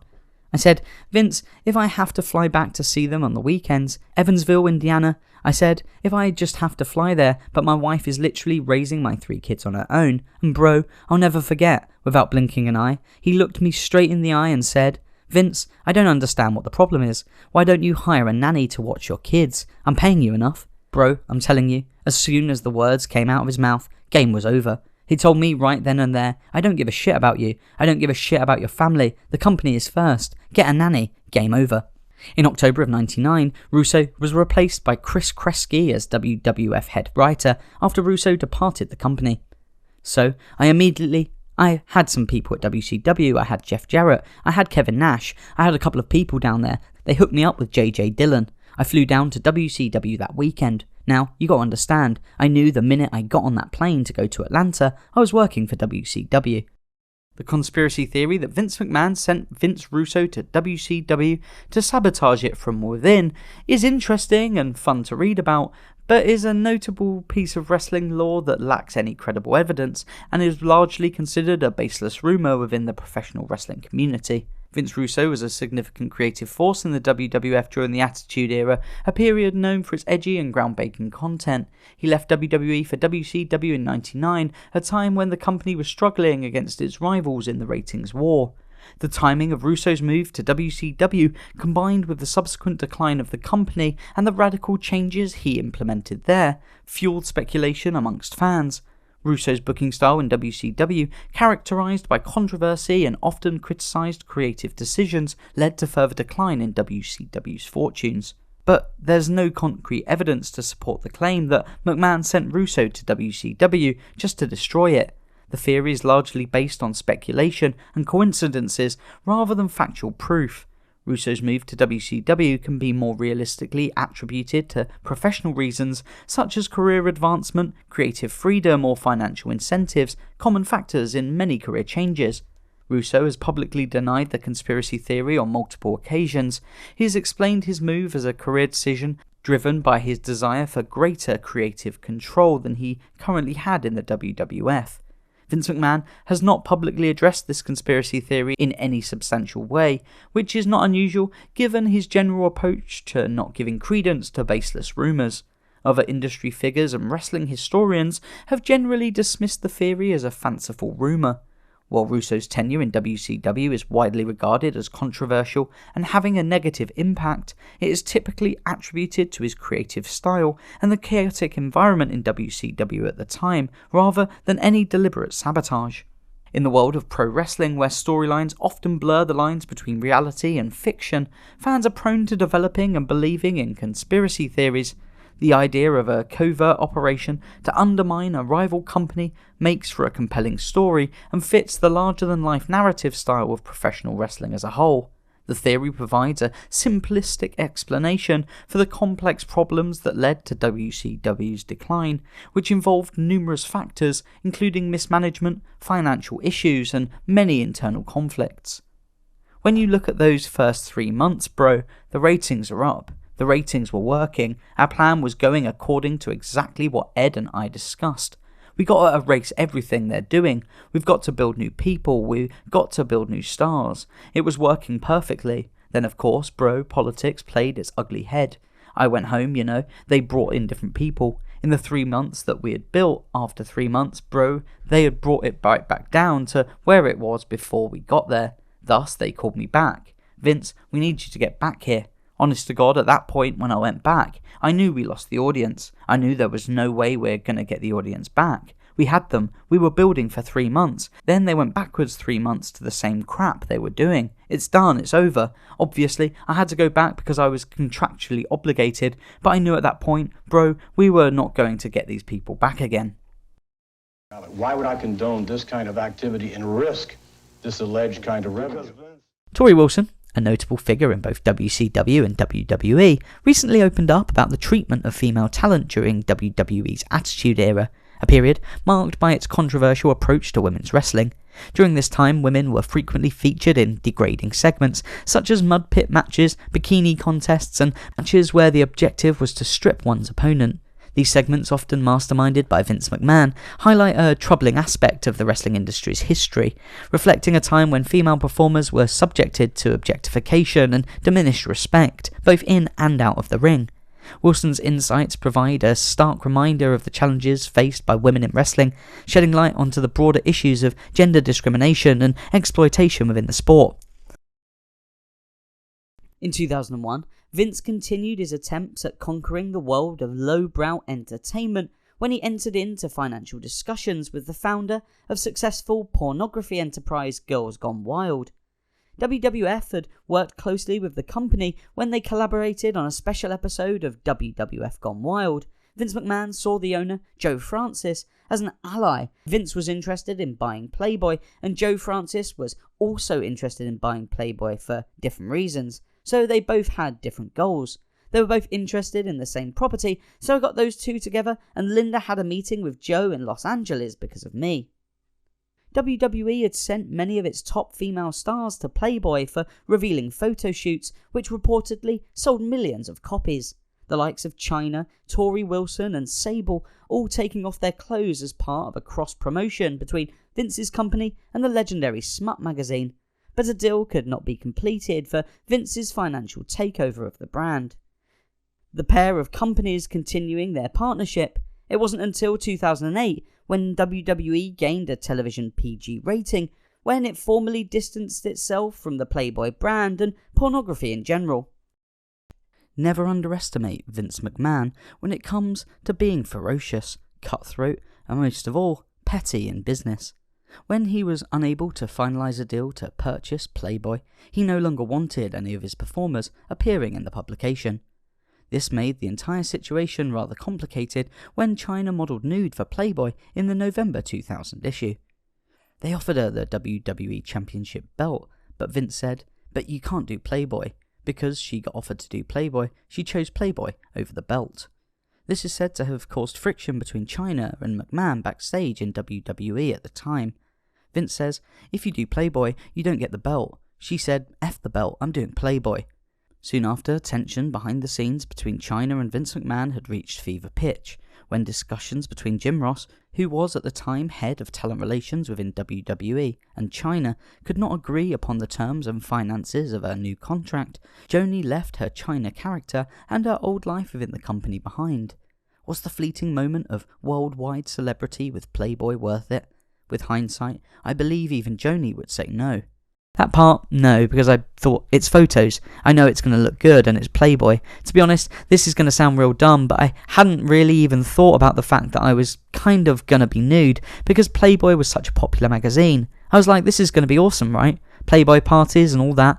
Literally, it wasn't until I was landing on the plane to go to the shoot that I was like, oh shit, there's going to actually be other people in the room, not just me and the photographer. It was kind of a closed set, so there wasn't more than maybe 6 people, and I always had a robe, but in between shots I was always like, this is so weird. Wilson shared that these demands often placed her in uncomfortable positions, pushing her towards a level of explicitness that she later came to regret. McMahon's influence and the WWE's direction at the time significantly impacted her, reflecting the broader treatment and expectations of female talent during the Attitude Era. No, it was like twice that I could remember that I said no. First of all, I'm a major people pleaser, so to say no to people is really hard, even if it's someone you know. I'm recovering from that. There was one time when I had a thing with Sable where Vince wanted me to come out with the paint on my boobs like she did, and I was like, hard no, I can't do that. I mean, it ended up being nearly nothing anyway. Another time was when I did Playboy. Vince wanted me to do a pay-per-view, also the video. That one was very hardcore pressed, and it was really hard for me to say no, but I absolutely didn't want that. You might have some support from this audience, but 95% of them are idiots. As 2 larger-than-life figures make their way through the smoky fog, left behind by thousands of flashing lights and fireworks. Inspirational music and patriotic anthems play over the sound of countless rabid fans' cheers, adorned in their favourite characters' colours, waving signs encouraging their victory and denouncing the bad guy. And although I was speaking about a WWE pro wrestling event, you clearly don't have to try hard to draw huge comparisons between the current way in which politics are presented in America, with its dramatic, energetic rallies and good old-fashioned wrestling. The pageantry, the emotion, the grandeur and the finances are all key components in both a successful political campaign in the United States and the modern day of world wrestling entertainment. The Mega Powers. 2 older white gentlemen commanding attention with their larger-than-life personalities and penchant for delivering poetic rhetoric in the success of winning the hearts of their somewhat cult-like following. Their faces, both known globally as the head of companies listed on the New York Stock Exchange, with net worths of over $1 billion each, dressed in sharp designer suits with a look of readiness in their eyes. The 2 men's respective teams waiting in the wings, ready to spring into action as the light beamed down on 2 men who came from opposing backgrounds, led very different lives, but somehow ended up in the same room. with so much in common. Born about a year apart, both men had gotten into their father's businesses and taken over, leading to huge global expansions. Vince McMahon had taken a small but successful regional wrestling brand and seen the potential for exponential growth. Robert Slater, in his book No Such Thing as Overexposure, wrote about Donald Trump. He respected what his father did and thought that he was a brilliant man, but he had higher ideals, a bigger picture in mind. This is the exact impression we get from Vincent McMahon when he speaks about what his father and grandfather built, allowing him to stand on their shoulders and become the most successful man in his industry's century-long history. Both Vincent McMahon and Donald Trump have a base in and around New York City, with Trump being born there in 1945. Both have since occupied a place amongst its most elite power players and have been working to accumulate their vast empires for most of their adult lives. It's not difficult to see how their paths could become entwined at some point in both men's eventful past.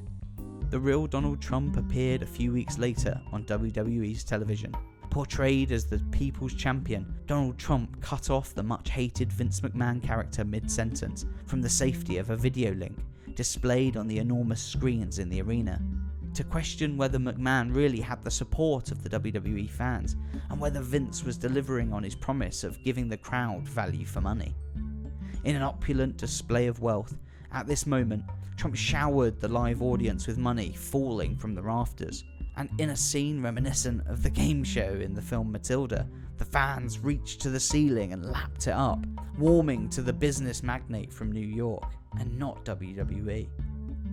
Trump later went on to explain, "The fans appreciated Trump more than they appreciated Vince because I gave them a lot of money." Battle of the Billionaires.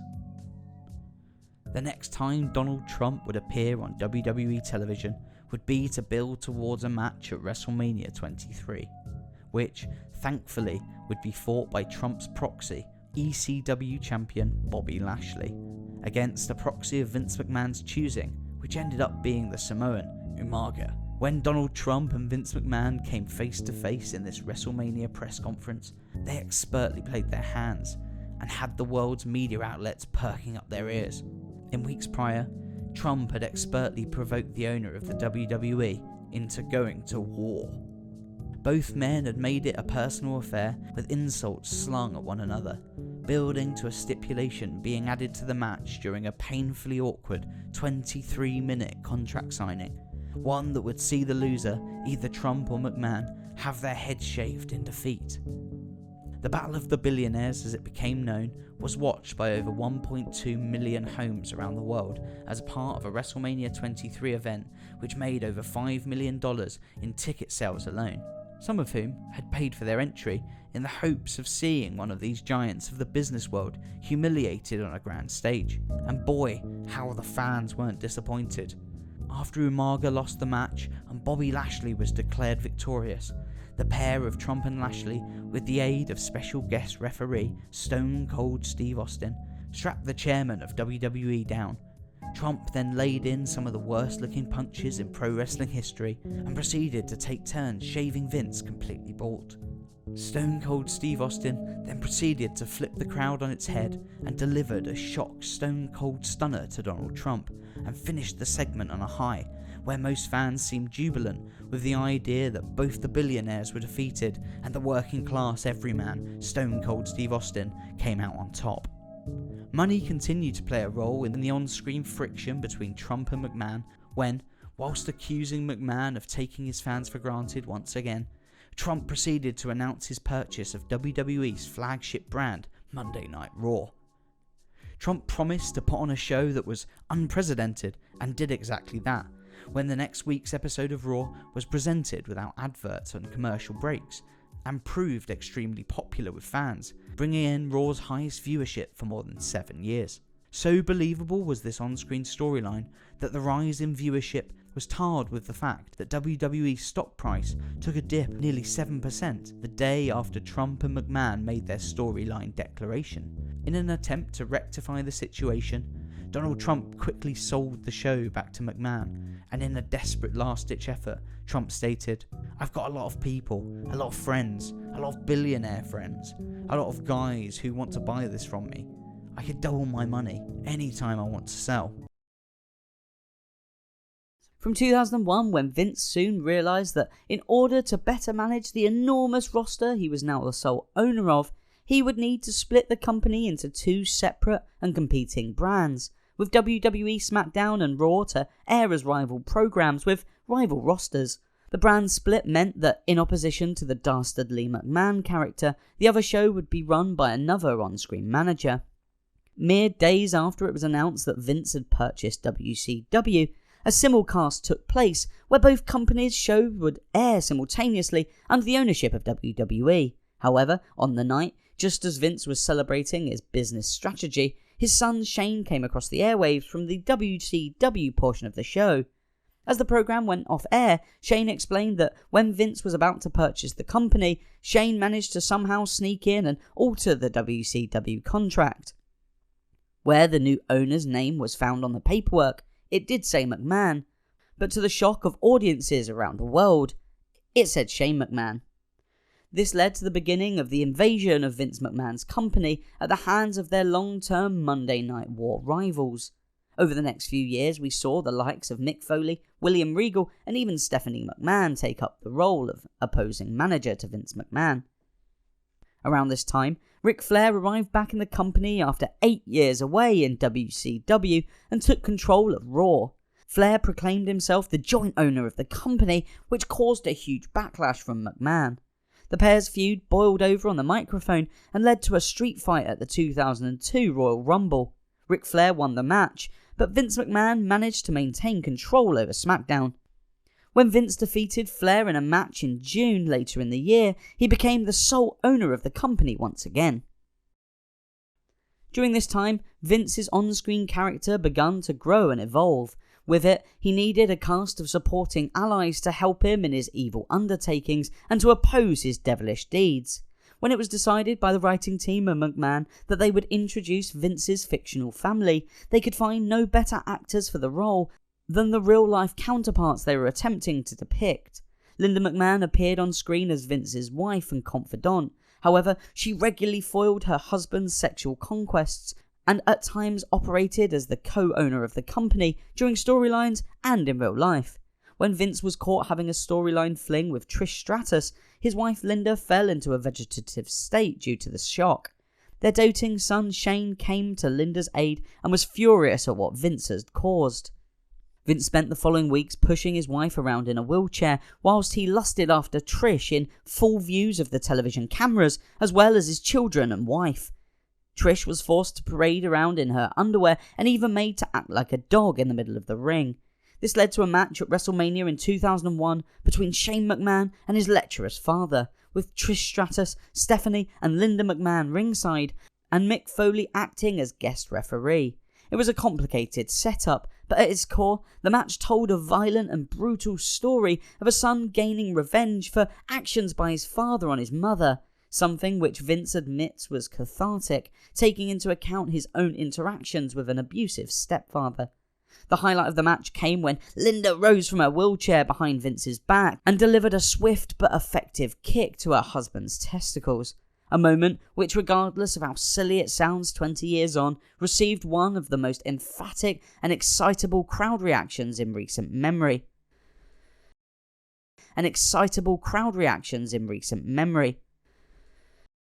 You know what I see? I see your mother. I see two spoiled, ungrateful. In 2003, Vince's daughter Stephanie, who would later go on to be the co-CEO and chairwoman of the company, began her ascension to power. On screen, the pair were continually arguing about Vince's infidelity and his romantic involvement with WWE performer Sable. Oh my goodness, well, I did have to wrestle my father in what may be the first ever father-daughter match, 6 days before my actual wedding. So that's an interesting moment. My mum was so mad at my dad. If you give her a black eye, if she gets a black eye before her wedding, I'm going to kill you. So that was a very interesting moment. At the No Mercy pay-per-view, Vince McMahon proved to still be the most evil man in the business as he defeated his own flesh and blood in an intergender I Quit match. After his victory, the McMahons were torn apart as they consoled their youngest member in the ring. Vince celebrated his victory in a grotesque manner. This would prove to be Stephanie's last involvement on screen in WWE for the next couple of years. Yes, I mean, why not? I mean, as a flexible human being and a flexible businessman, you have to go with, what conditions are. Conditions change sometimes beyond anything you have to do with them, and you either rock with them or you die. In 2002, WWF had a dispute with the World Wildlife Fund over the use of their identical initials. When we first registered our name in the early 1980s, the Wildlife Fund did not raise any challenges. Then WWE CEO Linda McMahon told the New York Times in 2002. A press release from the same year continued. The company began considering dropping the word Federation from its name when World Wildlife Fund prevailed in a recent court action in the United Kingdom. The court ruling prevents the World Wrestling Federation from the use of the logo it adopted in 1998 and the letters WWF in specified circumstances. The fund has indicated that although the two organisations are very different, there is the likelihood of confusion in the marketplace by virtue of the fact that both organisations use the letters WWF. The fund has indicated that it does not want to have any association with the World Wrestling Federation. We will utilise the opportunity to position ourselves, emphasising the entertainment aspect of our company, and at the same time, allay the concerns of the fund. World Wrestling Federation was renamed World Wrestling Entertainment and later requested to be known solely as WWE.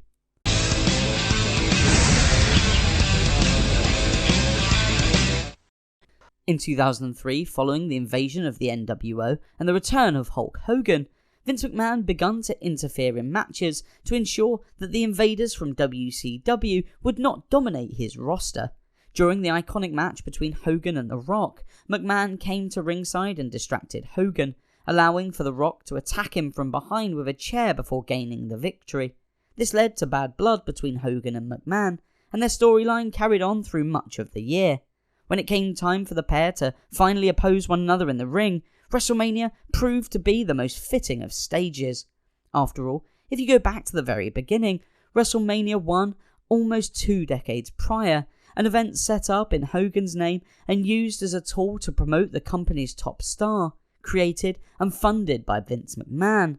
The pair's careers diverging and combining over the course of almost 20 years to finally come toe-to-toe on the stage which they were both instrumental in the founding of. Magical moments like these are few and far between, so regardless of my personal feelings on the two men and the quality of their match, it is hard to argue with the magnitude of this encounter. How you doing? Yeah. What's good in the hood? Actually, I've blown the left one out twice, but that was very unique. Not too many people can sever quad tendons at the same time. That takes talent. You have no use of your legs at all. When you sever your quad tendons, and again both at the same time, you can't walk, you can't stand, you can't anything. At the Royal Rumble in 2005, the final two competitors were John Cena and Batista, who coincidentally eliminated each other at the same time to create a situation where the match had no definitive winner. Quickly needing to make a decision, Vince rushed from the back and sprinted out along the ramp, but in a cruel twist of fate, before he made it into the ring, he tore his quadricep muscle, rendering his leg completely useless. And, just as Cena and Batista had enacted their final attacks during the match, so did Vince's quads, his other leg giving way as his quadricep muscle ripped in his other leg. In horrific pain and unable to stand, Vince slumped down in the ring without explanation. The commentators, and more importantly the performers in the ring, had no idea what had just happened, only that they had just witnessed what on the surface is an aging man falling over, and now they must all remain calm, stick to the script, and most importantly, not laugh. Vince, ever the professional, continued on with the plan and was helped out to the back where he was quickly taken to a nearby hospital. Shawn Michaels explained to him how he had been reborn as a dedicated follower of Christianity.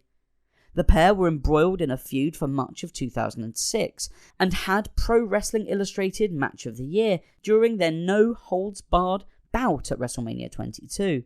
Following their much-praised fight, the two continued their rivalry.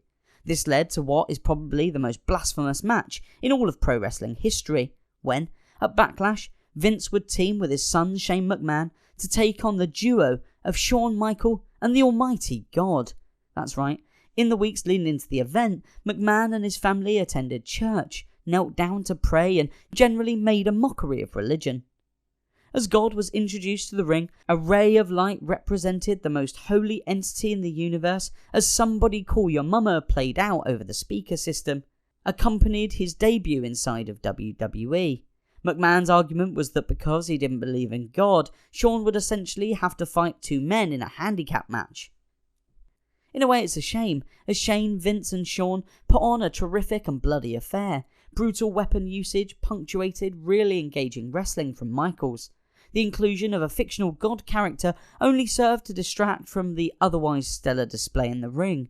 I'm not sure why Shawn Michaels agreed to go along with what is at best a tasteless joke at the expense of Christianity, and at worst a direct mockery of one of his core identifiable beliefs. What about the man at the center of the Federation's ring, Vince McMahon? What did he know? What did he do? And what did he try to hide? Over a decade after the controversy known as Titangate or the Ring Boy scandal, Vince McMahon found himself embroiled in allegations of sexual misconduct during the 2006 Royal Rumble weekend. In Florida, where McMahon owned a seasonal residence, he visited a tanning salon, a preparation ritual for one of WWE's marquee events. An employee at the salon reported a distressing encounter to the police, alleging McMahon showed her explicit photos of himself and then made unwelcome physical advances. According to the report, the woman asked McMahon to stop. She described fleeing the situation, while McMahon purportedly dismissed his actions as an attempt at fun. Once the 20-minute session was over, McMahon talked to her again, she told the police. She walked over to the tanning suite and McMahon followed, closed the door and tried kissing her, she told police. She pushed McMahon away and he tried to lift up her shirt, she said. The Palm Beach Post first brought the incident to light, quoting Linda McMahon, Vince's wife at the time, who found the accusations totally bizarre, and their daughter, Stephanie, who confirmed Vince's frequent patronage of Tanzabar's tanning salon. I met with Tanzabar manager Caroline Clear regarding this investigation. She provided a written statement about the allegations. Clear stated that an older gentleman followed me into a room and tried to kiss me. She asked Clear if she should call the cops, but Clear told her not to do anything, that she was on her way in. Clear stated that she called the owner and advised her of the situation. Subsequently, featured in a story included a witness's account from the police report, who observed McMahon in his car, surveying the accuser and him in the parking lot shortly before the police's arrival. Clear stated that when she arrived at the store, she observed a black-coloured Hummer sitting in the parking lot. The vehicle was occupied by an unknown person. Clear walked inside the business and found the accuser and a Papa John's employee inside. The accuser told Clear that she had just placed a customer in a bed with the last name of McMahon. When the accuser got back to the counter, a second customer with the same name as McMahon needed a bed. The accuser asked the customer if he had a wife. The accuser said that she went to clean either bed 2 or 3 when he followed her into the room and tried to kiss her. The accuser showed Clear how she pushed him away and then stated to her that this happens to her all the time. The accuser then told Clear that McMahon asked her to take a picture of him with his camera phone, which she did, and then the accuser told her that he began to show her naked photos of himself. In a curious twist, WWE aired a segment on Monday Night Raw on February the 13th, just a week later, which many saw as mirroring the real-life allegations. The storyline involved Trish Stratus, Mickie James, and a man named Jack, culminating in Mickie James falsely accusing Jack of inappropriate behaviour. This on-screen drama was interpreted by some, including the Pro Wrestling Torch at the time, as potentially reflective of McMahon's real-life legal defence. The parallel, though noted, was officially dismissed as coincidental. Despite the intrigue and potential connections drawn by spectators and commentators alike, the legal cloud over Vince McMahon dissipated on March the 25th, when it was disclosed that, due to insufficient evidence, no charges would be officially brought against the WWE promoter. This brief mention, buried within the digest section of the newspaper, left more questions than answers. particularly regarding the thoroughness of the investigation. The lack of widespread media coverage, save for a passing note in the Montgomery Advisor, kept the incident largely out of the public eye, allowing the WWE universe to move on, albeit with an asterisk of unresolved controversy hanging over it.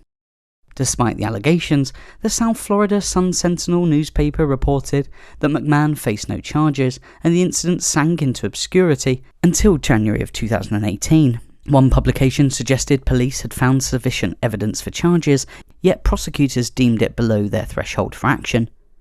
SAO Jill Richstone stated that upon review of witness statements, there is a lack of independent evidence to support the allegations against Vincent McMahon. The state declines to file charges against McMahon. In 2006, WWE superstar Ashley Massaro was allegedly drugged and raped by multiple U.S. servicemen while on a trip to Kuwait. Ashley Massaro, a former WWE wrestler, made serious allegations against Vince McMahon and the WWE organization, claiming that she was sexually assaulted while on a WWE tour in Kuwait of 2006. Her accusations, which came to light in legal documents and through statements from those close to her, included a harrowing account of being drugged and raped by an individual purporting to be a US Army doctor. Massaro, who tragically passed away in 2019 by apparent suicide, alleged that the assault was effectively covered up by WWE's upper management, including Vince McMahon and John Laurinaitis. The women guarded the door, while the man proceeded to inject me with a drug that caused me to be unable to move my body or to scream. The man then proceeded to violently rape and sodomize me. I was completely helpless to defend myself against this attack, as the drug he injected rendered me temporarily paralyzed. Despite being unable to control my movements, I remained fully conscious for every second of the attack. The implications of Massaro's allegations extend beyond the personal tragedy of her assault and subsequent death. They cast a long and horrific shadow over Vince McMahon's leadership and the ethical conduct of WWE's management at the time. Vince McMahon, who has been a towering figure in the company, faces scrutiny not only for the alleged cover-up, but also for purportedly engaging in inappropriate behaviour towards Massaro himself. Paul London, a former WWE wrestler and Massaro's ex-boyfriend, accused Vince McMahon of obsessively pursuing Massaro during her tenure with his company. Vince told me not to let one bad experience ruin the good work they were doing. The allegations and the purported cover-up have had a profound impact on the WWE, challenging the organisation's credibility and raising serious questions amongst fans and critics alike about its commitment to the welfare of its performers. This controversy surrounding Massaro's claims underscores the need for transparency and accountability within the wrestling industry, particularly in how it handles accusations of sexual assault and harassment. I do remember specifically many times when she would be crying to me because Vince was propositioning her to fly on the jet with them. Kevin Dunn, Bucktooth Bucky, would be telling her that she has to fly on the jet with them. Every now and then, they'd always put the divas up at like the TV hotel or whatever. He'd be knocking on her door and trying to get her to answer. I'm shocked this Vince stuff is just now coming out. I haven't looked up on a lot of it, but I'm surprised it hasn't come out within the last 10 years. But that just goes to show how afraid people are of the power dynamic where they're so fearful of losing their job. What does that say about you if you're protecting this 90-year-old fucking corpse with a thong tan line just because he's a billionaire? John Laurinaitis' legal representation contested the term cover-up, but acknowledged that Laurinaitis was aware of Massaro's allegations. This admission stands in stark contrast to WWE's official stance, which maintained that its executives were not informed of the incident. Any allegations that Mr. Laurinaitis helped to cover up an alleged rape allegation is an outright lie. Johnny, like most upper-level management, at some time became aware of the allegations and ensured all proper WWE protocols were followed, including privacy for the alleged victim. We object to the use of the term cover-up, as no such plan or plot ever took place to hide or assist in the alleged rape. Massaro's affidavit and the surrounding allegations have not only tarnished WWE's reputation since, but also highlighted the potential vulnerabilities of individuals working within the entertainment and sports industries. Ashley was in a lawsuit that was part of a case that involved 63 other wrestlers, and they were alleging widespread abusive, exploitative labour practices. The reason the allegations was part of the lawsuit is because we were arguing that it was totally unregulated workplace, and she had put that into a submission that was required by a federal judge in Connecticut, and it was an affidavit sworn under the penalties of perjury given to a federal judge. So the military at that time didn't launch any sort of investigation because effectively the issue was covered up by, by the suppression, by the report that she had made to McMahon, to the lawyers.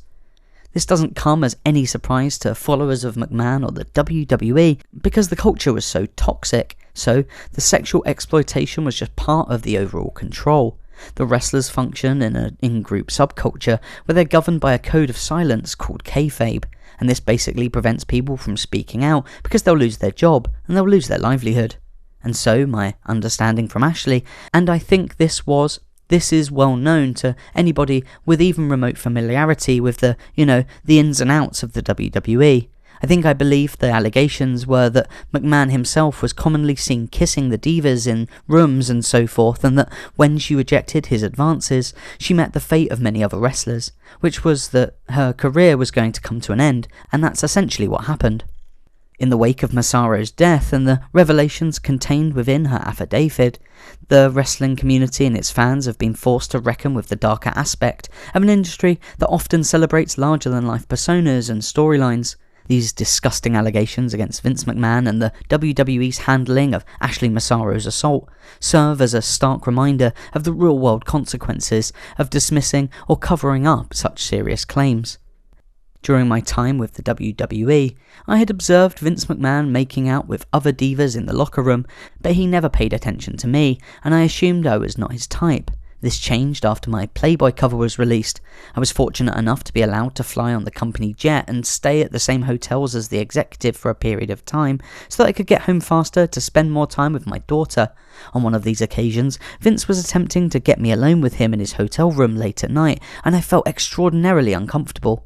He began calling the hotel room phone and my cell phone non-stop. I called Kevin Dunn to explain the situation, and he said I should tell Vince I was not feeling well and would see him on TV the next day, so I did. Immediately after that night, Vince started writing my promos for me. Vince does not write promos for female wrestlers. That's the job of the creative department, and he certainly wouldn't have, under any normal circumstances, written a promo for me, but he did, and the promos were written with the clear intention of ruining my career. I brought the first script Vince wrote for me to the WWE employee in charge of creative at the time, Michael Hayes, and he said, "You're not saying this. Who the wrote this?" And I told him that Vince did. He said, "Well, kid, these are the breaks." Meaning that Vince wanted to end my career and destroy my reputation on my way out. He is known for this type of behaviour. In addition, after that night, each time I walked by him, he would make vulgar sexual comments that were clearly designed to make me uncomfortable. In 2007, Vince McMahon had dreamt up one of the wackiest and most convoluted storylines in pro wrestling history, which culminated in an assassination attempt on his life. The WWE at the time reported. Last night on the USA Network, WWE's Monday Night Raw went out with a bang. At the end of his self-anointed Mr. McMahon Appreciation Night, WWE Chairman Mr. McMahon entered his limousine when it suddenly exploded. The shocking ending raising a myriad of questions. How could Mr. McMahon have survived the fiery explosion? And who could have committed such a heinous act? Although full details have not been disclosed, initial reports indicate that Mr. McMahon is presumed dead.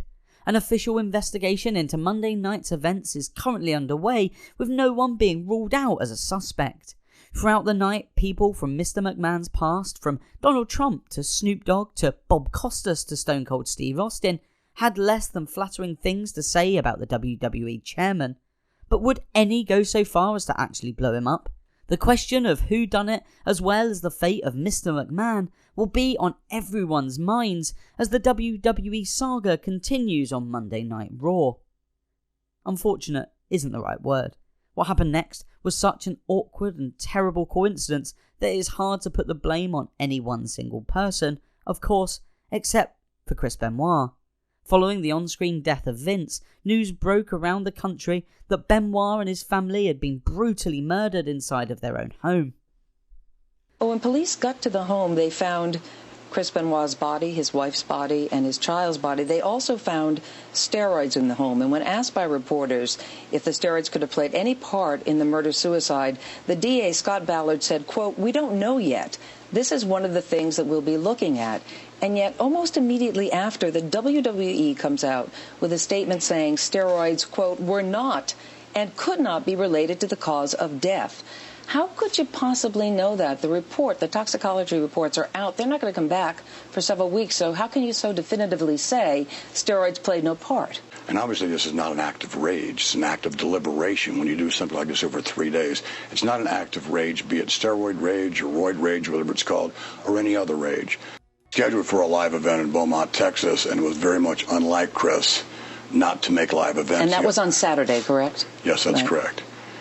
And from there, our office contacted Chris to try and rearrange flights and things of that nature so that he would come in on Sunday for the pay-per-view, and actually late that Saturday night into the pay-per-view in Texas. And that was the last we heard of him. The flight was changed, and obviously when he didn't show up on Sunday, we knew that there was something drastically wrong, because his MO was definitely to make all of his engagements. He was a consummate professional from a business standpoint.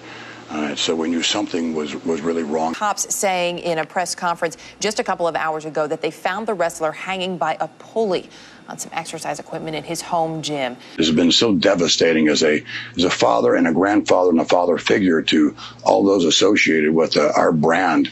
This is not what we're about. What we're about is putting smiles on people's faces. This is the opposite of what we do. We're entertainers. We entertain people all over the world, and we put smiles on faces. That's our job description, not something like this to be tainted and smeared with this. Wanting to be the first to break the news and control the narrative, WWE began to release information about the death via its mobile alert service and website. Police now treating the discovery as a double murder-suicide. This led WWE's PR teams going into overdrive and releasing the following message on their corporate website. It has been ruled that the deaths of Chris Benoit, his wife Nancy, and their son Daniel earlier today were the results of a double murder-suicide from within the home. At the time, Tuesday nights for WWE meant ECW. Before its scheduled programming, the company aired a statement from company owner Vincent McMahon, who explained the following. Good evening, ladies and gentlemen. Last night on Monday Night Raw, the WWE presented a special tribute show recognising the career of Chris Benoit. However, now some 26 hours later, the facts of this horrific tragedy are now apparent. Therefore, other than my comments, there will be no mention of Mr. Benoit's name tonight. On the contrary, tonight's show will be dedicated to everyone who has been affected by this terrible incident. The idea of not mentioning Chris Benoit's name is something that, in the time since, WWE have remained very strong-minded about, with the company, understandably, aiming to put as much distance from their brand and this horrific incident as possible. The WWE and Vince were forced to immediately backtrack on the Vince McMahon limousine angle, and the character was magically resurrected by the time the following SmackDown and Raw episodes aired. But that's what you're dealing with. It's not like you don't deal with a killer and not expect him to try to kill you. CM Punk infamously left the WWE after the 2014 Royal Rumble. As his time came to a close with Vince McMahon's company, Punk's relationship with WWE and Vince turned hostile. The bitterness and lack of sincere collaboration between the two meant that contract negotiations stalled, leading to complete chaos. However, the way in which his termination played out was just as chaotic as his notorious on-screen run from 2011 until his departure from the company. The day of my wedding, I got a FedEx in the mail. It was my termination papers. I was fired on my wedding day. Very calculated, very deliberate. As much as I chuckled at it and didn't let it affect my day, I was like, once again, you pushed too far, you pushed the wrong guy. The WWE and Vince McMahon have explained their side of the story. I'd like to apologise. Sometimes in a big corporation, the legal people don't necessarily know what talent relations are doing, and Punk got his severance papers on the day he got married, and that was a coincidence, so I want to personally apologise for that. but CM Punk remains skeptical of WWE's approach to terminating his employment. I don't want to hear, oh, it's coincidence. I don't want to hear, oh, the lawyers didn't talk to talent relations. I talked to Hunter on the 11th. On the 13th, FedExed overnight, I got a document that was dated the 12th. My wife asked for that time off so she could A, get married, and B, go on her honeymoon. The weekend after our honeymoon, she was back on TV. They knew. Now we will never know for sure one way or the other. Was the arrival date and timing of the termination documents merely a cruel twist of fate, unconsciously coincidental in ruining what should have been a beautiful wedding day? Or was the timing perfectly planned by WWE and Vince McMahon in order to inflict the greatest amount of pain to their exiting employee? CM Punk said, "Let me tell you a personal story about Vince McMahon, alright? We do this whole bully campaign, and while we'll never know what that story was, there's certainly enough to choose from when it comes to Vince McMahon." The Superfly! Wow. In one corner of the ring was a naked professional wrestler. In the other corner were 9 sheriff deputies, all fully clothed, plus 2 deputy dogs. It was, according to all reports, an even match that ended only after 3 dog bites, including to a deputy, another injury, and the final apprehension of the wrestler on numerous charges. Deputies said they arrived at the Howard Johnson Motor Lodge in the town of Salina about 1:40 a.m. to check on a report of a woman screaming and found a naked man and a woman covered only by a sheet. The woman was hysterical and shouting that she wanted to get away from the man, deputies said. The woman, identified by deputies as Nancy Argentino, 22, of Brooklyn, was forced back into the room she shared with the wrestler. Jimmy S. Snooker, 39, of New Haven, Connecticut, deputies said. Deputies said Snooker closed the door and refused to talk with deputies, although he continued shouting and appeared very angry and threatening. Deputies said Snooker, billed as the Superfly in wrestling circles, is a professional wrestler with a very muscular build and is very strong. The man remained uncooperative and authorities could not reason with him, deputies said. The victim continued screaming that she wanted to leave the room. "I don't believe he's faking it," Lehigh County Judge Kelly Bennett said, according to the paper. "No offense, but I don't think he's smart enough to fake it." The autopsy report has never been transcribed. However, I was orally advised that Dr. Mihalikis concluded that death was consistent with a single fall, whereby the victim struck her head on a hard substance, such as pavement. Doctor did not find any bruises, lacerations, or any other indications of a beating or prior injuries. The doctor did not find any evidence of recent sexual contact. Finally, the doctor did not find any unusual amounts of dirt, gravel, or other substances on Miss Argentino's clothing. With this information, the cause of death would have been termed accidental if a formal autopsy report was prepared. Vince McMahon tried to talk her out of making the complaint against Snooker. Jimmy Snooker said, "Shortly after Nancy's death, I was questioned by police and let go. At one point, I went with Vince McMahon Jr. to either a court or law office, I don't remember which, because I was still in shock. All I remember is he had a briefcase with him. I don't know what happened. I think Vince Jr. picked me up from the hotel and took me there. He didn't say anything to me. I don't know if he gave Nancy's family money or anything." I certify the above-named defendant, Jimmy S. Snooker, was convicted in this court of the offence of assault in violation of the law of the state of New York, and judgment was entered the 17th day of April 1983 before the Honourable H.L. Harding, a justice of this court, and the defendant was sentenced. Pled guilty to assault, third, received a 1-year conditional discharge, plus paid a $15 fee. The issuing a bad check was dismissed. So what had happened? She fell? Yeah. Oh, okay. Yeah. Banged her head and, Was she conscious? She was not feeling too good. Right.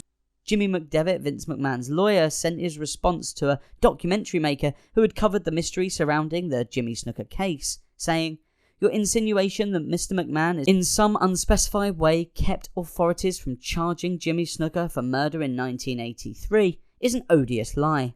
Nancy Argentina has been notified about Mr. Snooker's arrest, and I want to thank them for their patience during the time that this case was being investigated by the grand jury.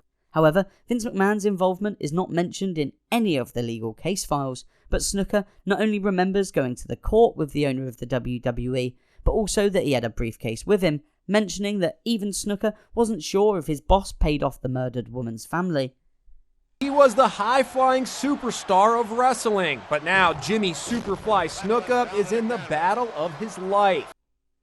So, is Jimmy Snuka lying about Vince McMahon's involvement, or are the court records wrong?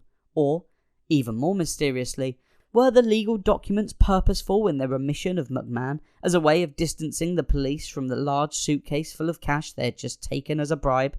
There's no real way we'll ever fully know the truth. McMahon told the Argentino family's initial attorney, Richard Cushing, in 1983, "Look, I'm in the garbage business. If you think I'm going to be hurt by the revelation that one of my wrestlers is really a violent individual, you're mistaken." Argentino suffered in hospital for 4 long months before she eventually died from her injuries. Jimmy Snuka admitted he was present and was investigated by police, but not charged with a crime.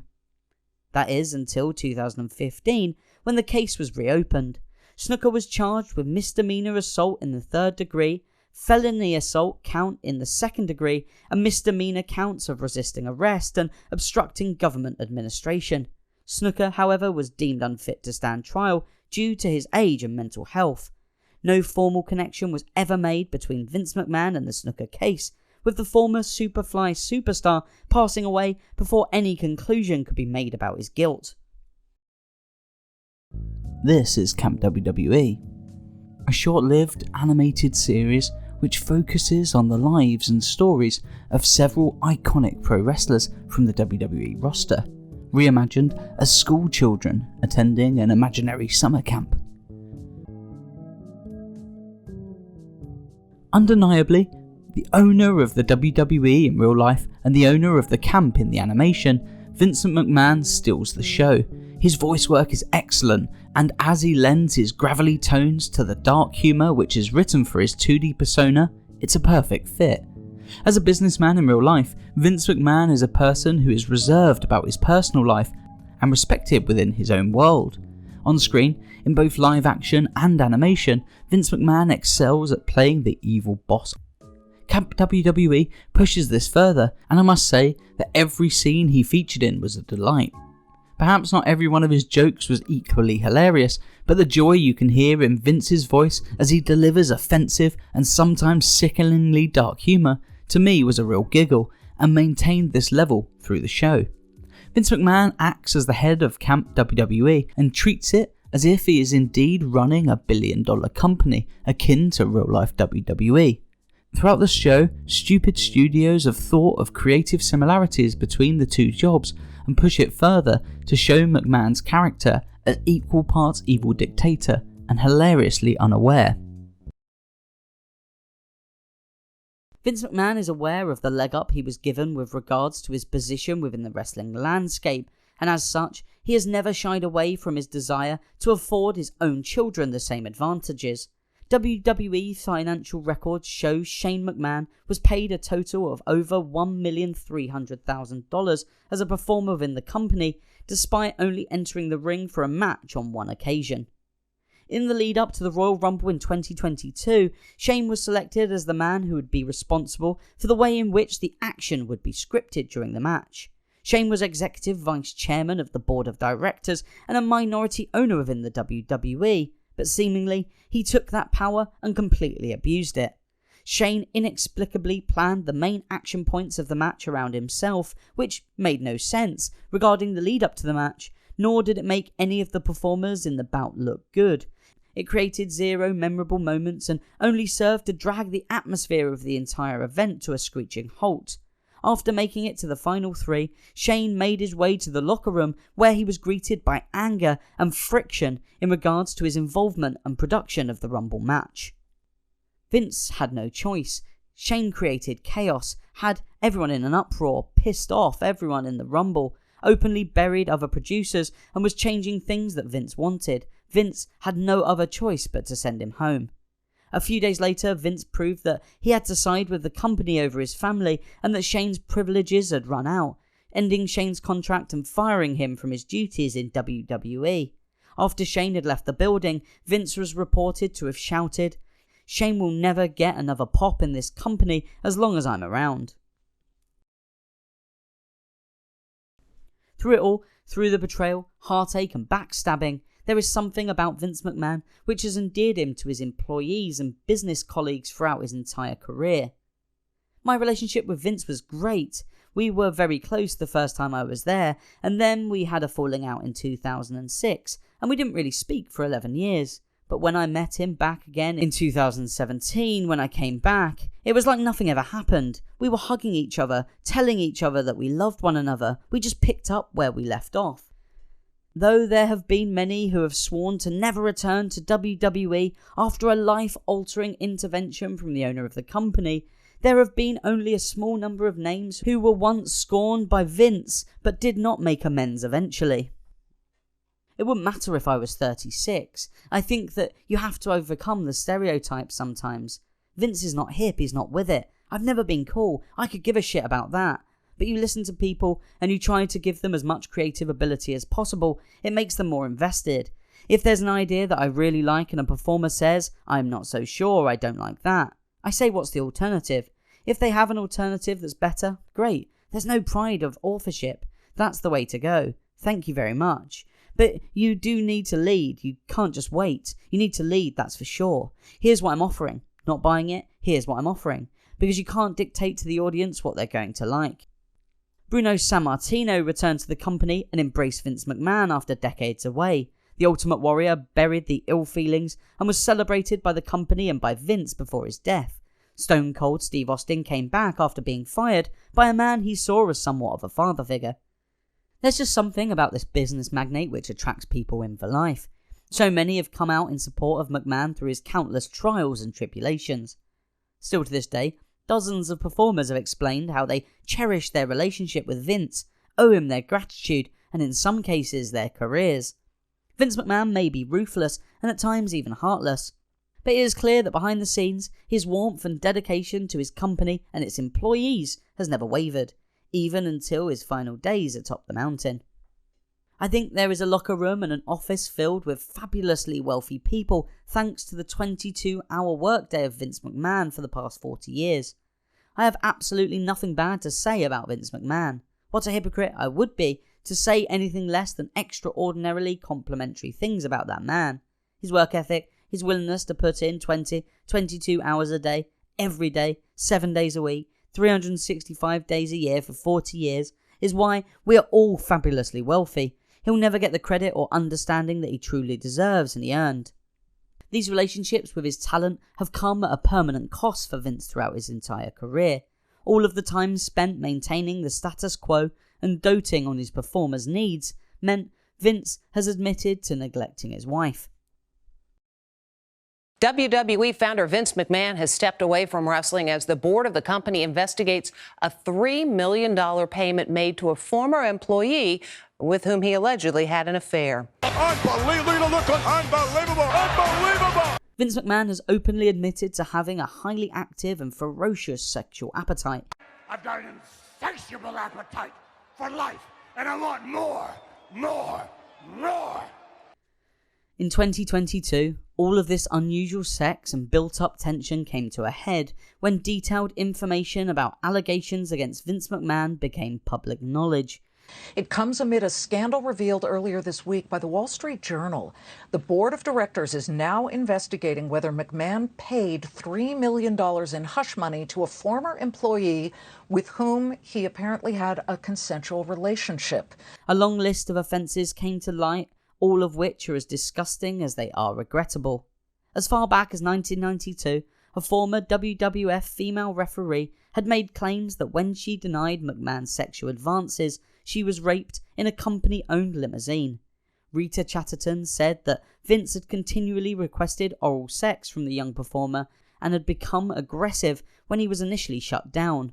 On Geraldo Rivera's Now It Can Be Told show, the former referee's story was backed up by a wrestler by the name of Leonard Inzitari. but no charges were ever brought forth against McMahon at the time. But let me tell you this.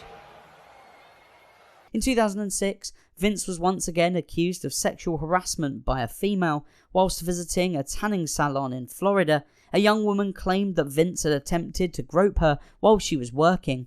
McMahon denied the accusations, but a police report was filed in late January. However, no charges were processed against Vince at this time. As April of 2022 rolled around, news came to light that $3 million was missing from the WWE's company's financial accounts. The company quickly set to work investigating the missing funds. However, upon closer inspection, it was discovered that the amount which had been removed from the company's accounts amassed to a lot more. But even more interesting was the person responsible for these transactions. What was it that Vince said in his early career about wrestling promoters and stealing?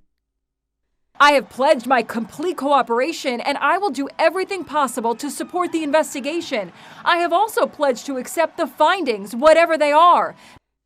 The way that it happened put a really bad mark on what he had done in the industry. He had taken it to the heights that none of us could have ever imagined. But we said privately, if there was one of these payments, there's going to be more. I think they have done an amazing job from keeping it spiralling out of control. As the news outlets gained wind of this sensational story, a moment which many thought impossible came to pass. Vince McMahon, the infinite and undefeatable cornerstone of World Wrestling Entertainment, stepped down as CEO and chairman of the company and announced his retirement in July of 2022. I would like to thank my family for mightily contributing to our success, and I would also like to thank all of our past and present superstars and employees for their dedication and passion for our brand. Most importantly, I would like to thank our fans for allowing us into your homes every week and being your choice of entertainment. I hold the deepest appreciation and admiration for our generations of fans all over the world who have liked, currently like, and sometimes even love our form of sports entertainment. A man so important within the entire pro wrestling industry that somehow I had almost forgotten his age as well as his misdemeanors. When I was born, Vince owned and ran the WWF. As I grew up watching during the Attitude Era, Vince McMahon was front and center with Steve Austin. My teenage years were spent watching the Ruthless Aggression Era in the early 2000s, with once again McMahon playing a major role.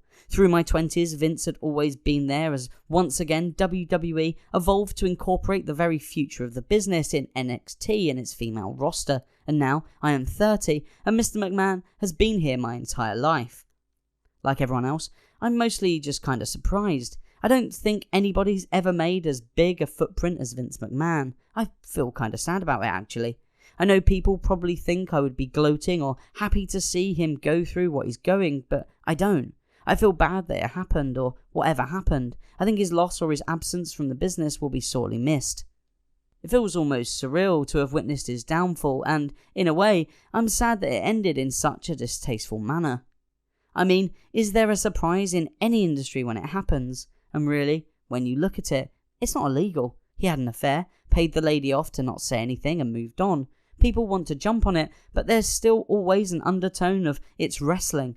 If you look, that story came out with a bang and then you really haven't heard anything about it since. If this was Hollywood with Harvey Weinstein, but the difference between that was he was holding women back from getting gigs. Harvey Weinstein, either bang me or you don't get the starring role. This has never been said in Vince's thing. There was a mutual acknowledgement of this affair, and then he paid the lady to say nothing, and she took the money. I really know Vince well, and it sucked that it happened, and it sucks that he did it, but is anything really going to happen from it? I don't think so. As of right now, Vince McMahon still holds a controlling 32% stake of the company's shares, but is said officially to have no creative or business control over the WWE. In his enormous wake, Vince left behind a chasm within the boardroom and within creative meetings, which, for such an enormous entity, needed to be filled almost instantly, or the entire company could risk serious damages. I think I'm going to go to the nearest nudie bar and have a drink. Come on, Tajiri, you're coming with me. Come on. You're touching a lot of lives, mostly negatively. You think it was just supposed to be sexual. We were supposed to have a great time and be better off, but it's always more complicated than that. It can interfere with your own life too. Having an affair, running off here and there can take a lot of energy. It takes a lot of effort, a lot of time. The last 5 or 6 years, I found that I not only appreciate my wife more, but I can get a hell of a lot more done. McMahon is married to Linda McMahon, who ran for the U.S. Senate and served in the Trump administration. I approve this message because it's time for something different. We've been married for 34 years now, but we're really different. There comes a time in a person's life when they have to make a decision. They have to choose sides, and I have finally chosen my family. My family has always been first with me and always will be. It's not a perfect family. I'm well aware of the flaws in my husband's character. I'm aware that our family is not the normal, average American family, but it is my family, and I'm the matriarch of this family, and anyone who's against my family is against me. I tease Linda about the sacrifices I've made for my marriage, but she has made enormous sacrifices. When Linda and I got married, I promised her 2 things, that I'd always love her and that there would never be a boring moment. I've lived up to both promises. I have always been loyal. Not necessarily faithful. I probably lied to myself, thinking she knew who I was when we got married. The wild guy, but I never ever threw anything in her face. I was discreet, and Linda never suffered from a lack of attention, physical or emotional. But one day she asked me point blank, "Are you having an affair with so-and-so?" And I've never lied to her. Yes. It crushed her. Then she asked, "What about such and such?" Yes. I went on. More names, I said. Yes and yes. Some were concurrent, but I didn't think she had to know that. She didn't ask that question, or I'd have to say yes to that too. It's not something I'm proud of. I just didn't realise the impact of messing with other people's lives. Notwithstanding the impact on my wife, I'm talking about the havoc you create in others' lives, just from wanting to have a good time. There's no such thing as an innocent fling. When a woman commits to a sexual encounter, it's generally with a great deal of emotion. With a very few exceptions, it's not just, let's have sex, boy that was great, okay see you. Women don't do that, so I guess, maybe, I hurt a lot of people. The sex was terrific, but from an emotional standpoint, I regret it. I have been not only loyal but faithful for about 6 years. Linda and I have a great marriage and I don't want to screw it up. I'm not saying I don't look. I'm not saying I won't fall off the wagon one day. I hope not, because all of the complications and because I would have to tell her if she asks me. But other than for the innate, I don't have a desire to go outside of our relationship. So, first thing I should say is no comment. Okay. Second thing I should say about stuff and just Vince in general, and maybe it's more about love, if you love somebody, is that people make mistakes and you love them regardless, you know? So. This next part feels like a storyline taken directly from a HBO drama like Game of Thrones or Succession. Taking over in Vince's absence is his son-in-law, Paul Levesque, better known in WWE as Triple H. And why wouldn't he? After all, can you think of a better man suited for the position? You know him as the cerebral assassin, the king of kings! 14-time WWE World Heavyweight Champion. The Game! Triple H. Triple H. Triple H. Triple H! But when we look at the wider, longer picture, we see a real-life story which, in my opinion, far outweighs any drama the writers behind the scenes in WWE could ever imagine. If we travel back to the late 90s, just as in some medieval fantasy, pro wrestlers were forbidden for dating the daughter of the king. It would have made things far too complicated. Vince always stuck to his father's advice of keeping a separation between a promoter and a performer. But for young Stephanie, the allure of the forbidden fruit proved too strong. You take me to him! Take me to the son of a bitch! My dad gave us the okay to date, and then took it away, because if we were really going to be together, it would have to be a big deal, and it would have to be the right thing to do. So, he let us come together, and then he made us be apart, and we came back together again, and if it was meant to be, it was meant to be. In secret, she began dating Triple H, whom at the time was still to make his way into the main event. Before anything happened romantically between us, we spoke to Vince about the situation, and he told us he was okay with him. Soon after that, though, he changed his mind. He said he gave it more thought and realised, this won't work out. You two cannot do this. He took it away just like that. Their love proved too powerful to hide for long, and soon their relationship became known by the company. In an attempt to separate the pairing, Vince wrote a storyline where Stephanie would be married off to a young stud by the name of Test. However, when Vince spoke to Triple H and realised that his feelings for Stephanie were genuine, the storyline changed. On screen we saw Triple H sedate an unsuspecting Stephanie and steal her away from the altar, only to conduct a marriage ceremony of his own in Las Vegas. All of these on-screen antics proved the foundation for the pair's real-life relationship to flourish from. In October of 2003, they would go on to be married for real in New York City. Over the next 15 years, both Paul and Stephanie's stock would continue to rise within WWE, both proving to be dedicated to the company, something which Vince has proved to value over all else. Stephanie has worked tirelessly behind the scenes in order to develop the company's relationships in the US and internationally, as well as contributing massively to WWE's charitable efforts. I really enjoy doing the things I do with WWE. Paul Levesque is the guy, but don't think that Stephanie McMahon is not. That is one of the smartest people in the business, and I'm sure they talk about stuff all the time because that's the element of the couple that they are. Triple H was given the trust of Vince when he was handed the reins of WWE developmental brand NXT, a task which Levesque proved beyond doubt that he was capable of, taking NXT from small-time developmental to a taster of the main stage as WWE's third brand. Triple H and McMahon seemingly share a similar outlook on how things should be run in general within the company. However, both Paul and Vince have many areas where their ideas seem to clash. Chocolate and vanilla. I want chocolate, you want vanilla. One of us has to pick a flavour.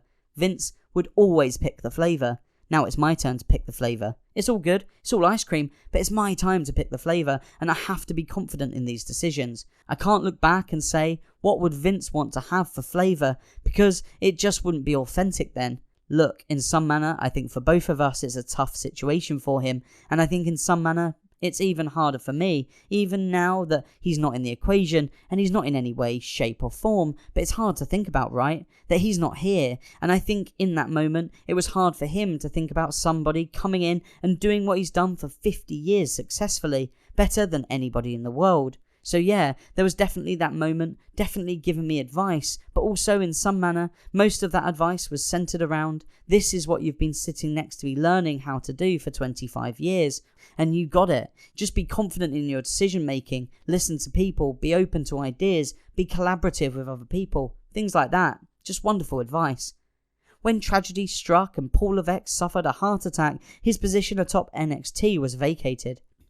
At this time, NXT changed from the much beloved black and gold brand, complete with some indie legends and up-and-comers, to an out-and-out developmental brand once again, the image of the show being overhauled as the title was changed to NXT 2.0. Many of the foundations set by Triple H were removed and his project was reconstructed in his absence, in the image of his father-in-law, whom claimed he had always reserved the final say over all aspects of WWE programming, including NXT. To many, this seemed like a punishment for NXT's performance as it went up against AEW Dynamite, but this has never been confirmed. What is clear to see, however, is that the timing of these huge changes cannot simply be a coincidence. A few years on and now Vince must vacate his throne. His son has been reckless, hot-headed and never looked fully committed to becoming the heir. His daughter is a capable leader in her own right and a well-established businesswoman, but she has never gained a deeper understanding of the promotion and presentation of pro wrestling as she has never acted as a regular in-ring performer. Triple H, Paul Levesque, he has it all. Family loyalty, work ethic, industry experience, great connection. He really does seem to be the perfect person to be claimed the new king of WWE and take on what seems to be one of the most complicated and difficult jobs in the entire entertainment industry. WWE has been on a roll. They have $1.1 billion in revenue and have been doing really well. And Vince is iconic. Whatever you feel about him or his outrageousness, he's iconic. Leaving us with the company we know today.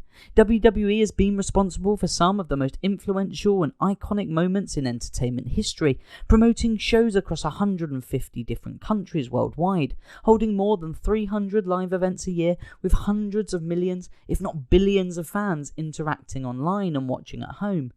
They created the WWE Network in 2014, a home for an unfathomable amount of historic and legendary wrestling matches and moments from the last century. WWE has its fair share of detractors, many of whom criticise the company for the way in which it has changed over the years. Supporters of the company will respond with the notion that WWE was forced to change with the times in order to be relevant in the present and deliver to fans what they want. The last 20 years have seen WWE steadily increase its revenue to record highs, whilst losing weekly television viewers by the bucket load.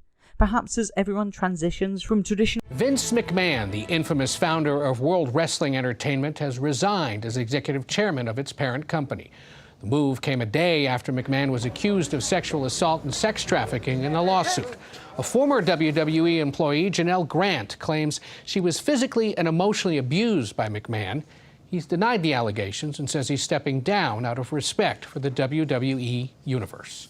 In 2022, the wrestling world was shaken by profound revelations surrounding Vince McMahon once again, marking a pivotal moment that would forever change the landscape of professional wrestling.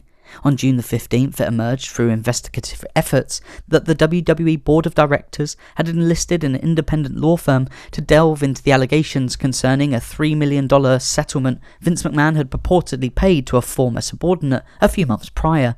The seeds of this investigation were sown in April, following the receipt of a series of anonymous emails from an individual claiming to be a friend of a woman who had once worked for WWE as a paralegal.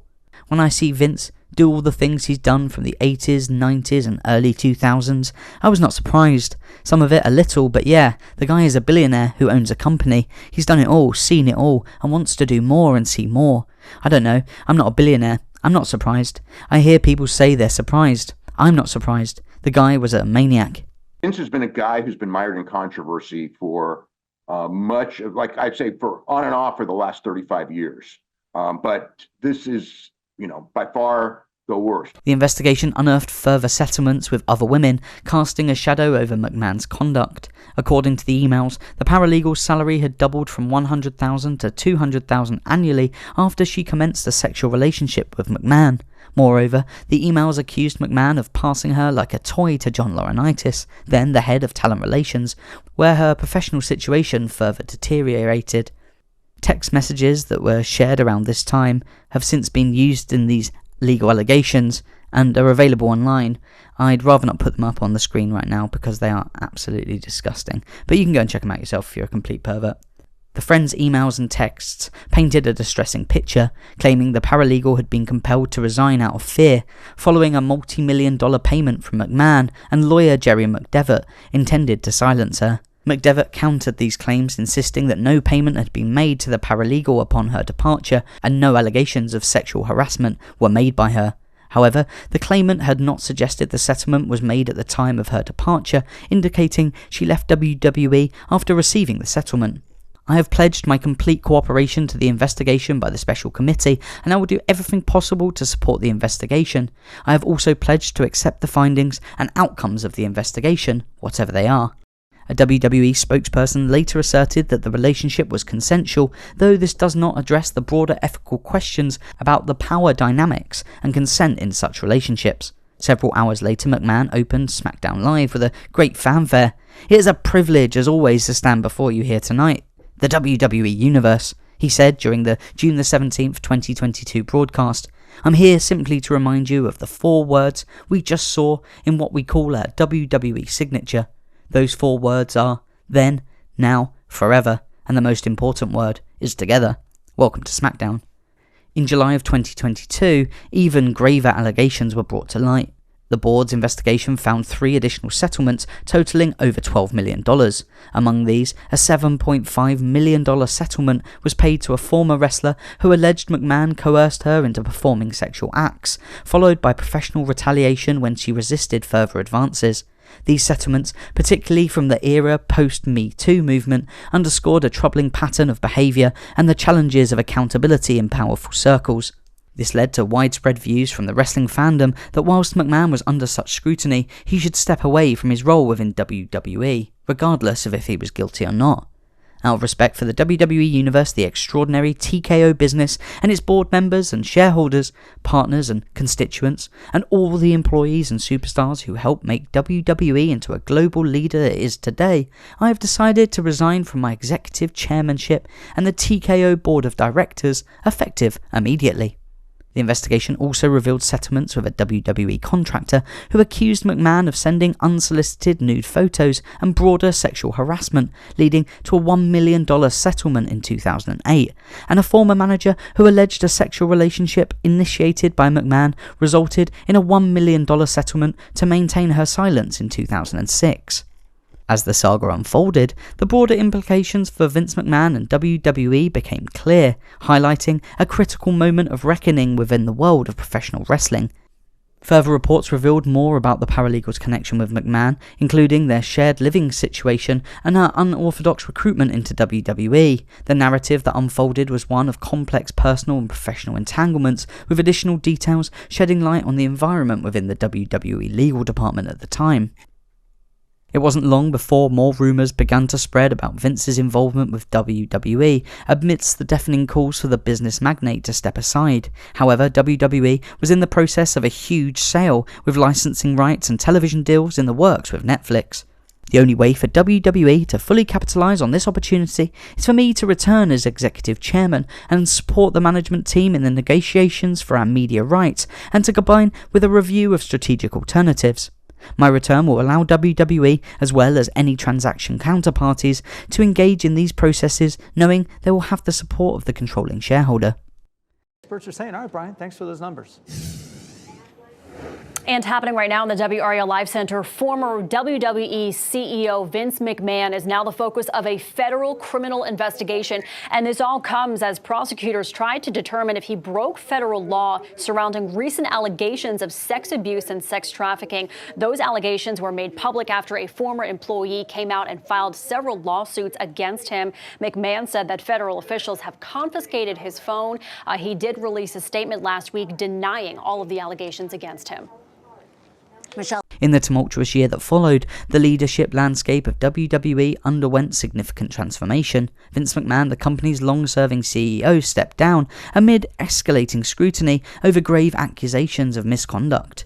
This shift in leadership unfolded as investigations into McMahon deepened, revealing patterns of behaviour and financial transactions designed to suppress allegations of inappropriate relationships. I stand by my previous statement that Ms. Grant's lawsuit is replete with lies, obscene made-up instances that never occurred, and is a vindictive distortion of the truth. I intend to vigorously defend myself against these baseless accusations and look forward to clearing my name. Amidst these challenges, WWE found itself at a crossroads, with Stephanie McMahon stepping in as the interim CEO to steer the organisation through troubled waters. The backdrop to these internal upheavals was a series of financial settlements. The revelations about McMahon's conduct came to a head with the lawsuit filed by Janelle Grant, a former WWE employee. The lawsuit, brought forward in Connecticut court, WWE's home base, outlined the harrowing details of McMahon's allegations. Grant accused McMahon of coercing her into a sexual relationship, sharing sexually explicit photos and videos of her with male colleagues, and making increasingly aggressive sexual demands. These demands purportedly involved McMahon, John Laurinaitis, the former head of talent relations, and many others. The organisation is well aware of McMahon's history of depraved behaviour, and it's time that they take responsibility for the misconduct of its leadership. As McMahon announced his resignation, he highlighted his reverence for WWE and the TKO Group, the latter emerging from a strategic merger, created a $21.4 billion sports entertainment powerhouse encompassing WWE and the entity behind the UFC. This merger coincided with a groundbreaking $5 billion broadcasting agreement with Netflix, marking a new era for WWE within the expansive TKO conglomerate. In the lawsuit's aftermath, Ann Callis, representing Grant, voiced her client's intent to protect other women from similar experiences. Grant's legal pursuit encompasses not just a quest for unspecified monetary demands, but also aims to invalidate a non-disclosure agreement Over the past few weeks, federal investigators have been conducting interviews with several women who have brought forward allegations of sexual misconduct against Vince McMahon amidst a new complaint directed at John Laurinaitis. Authorities undertook a comprehensive investigation over the past summer, which included seizing McMahon's phone and issuing a subpoena for documents. These documents were connected to various accusations including rape, sexual trafficking, sexual assault, commercial sex transactions, harassment, and discrimination involving current or former WWE staff. The individuals interviewed in the probe encompass a WWE contractor who claims McMahon sent her unwanted nude pictures and subjected her to sexual harassment, a former WWE wrestler who alleges McMahon forced her into performing oral sex on him, an ex-WWE referee who has openly accused McMahon of rape, and a spa manager who accuses McMahon of assaulting her at a spa in Southern California, all of whom we have discussed at length in this video. All the news coming out is horrible. Many of us experienced or heard rumours of different levels of evil for years. Some tried to speak up to build momentum to change the culture in WWE. Many times we've been called bitter or crazy. Others have been paralysed by fear. I just hope justice is served, and I hope this brings some people peace. I pray for all the victims, the ones that have spoke up, the ones no longer with us, and the ones that suffer in silence. Regarding John Laurinaitis, federal prosecutors have spoke with a former WWE employee who asserts she was demoted by Laurinaitis, who was then the head of talent relations, after she ended a romantic relationship with him. We are shocked and disheartened with the recent allegations against members of the WWE. It has been a lot to process since we found out this past week, as you all did. This is something we don't stand for or condone from anyone, no matter who they are. We want all women to feel safe and supported in the workplace and in their everyday lives. Corporate sponsors have shown their distaste at the situation, with many companies such as Slim Jim holding off on their long-term partnerships with WWE until the final legal proceedings are brought forward. Slim Jim values integrity and respect in all of our partnerships. Given the recent disturbing allegations against Vince McMahon at this time, we've decided to pause our promotional activities with the WWE. The reputation of not only those who stand accused, nor simply WWE for its alleged involvement and numerous reported cover-ups, but these disgusting and sickening actions have and will forever tarnish the professional wrestling world and the legacy of those within its rich history. Vince McMahon has officially parted company with what in many ways must feel like his child. His downfall must feel to many who have known about his behaviour for years a relief. And to those people, I hope the crumbling of Vincent K. McMahon's facade of power and success brings you some small comfort after years of being ridiculed and called a liar.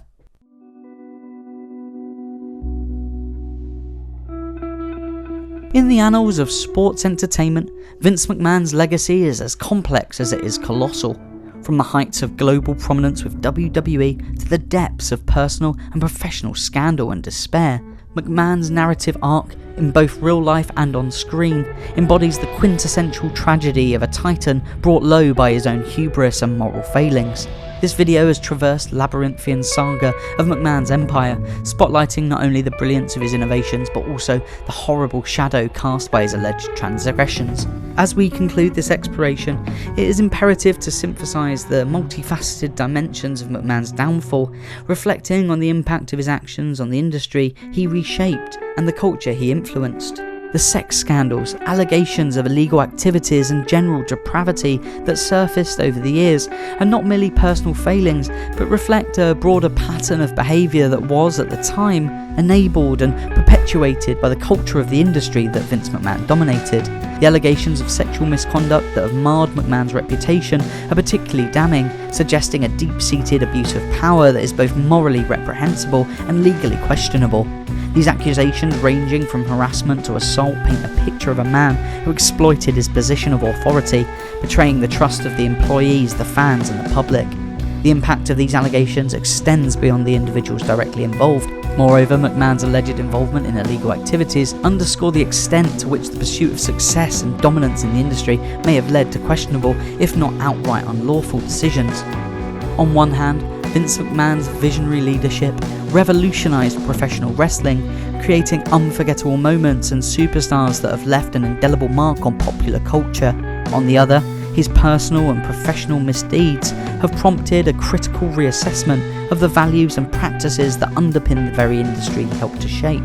The legacy of McMahon's empire is thus a mirror reflecting the best and worst of sports entertainment, the spectacle and the scandal, the triumphs and the transgressions. Vince McMahon's story is a cautionary tale about the perils of unchecked power, the complexities of human character, and the thin line between genius and depravity. As WWE and the world of professional wrestling move forward, the lesson of McMahon's reign loomed large, serving as a reminder of the need for integrity, accountability, and ethical leadership in the quest for greatness. The saga of Vince McMahon, fraught with achievement, will undoubtedly continue to provoke debate and reflection, serving as a compelling chapter in the history of sports entertainment, a chapter that is as instructive as it is cautionary, as fascinating as it is fraught with moral complexity.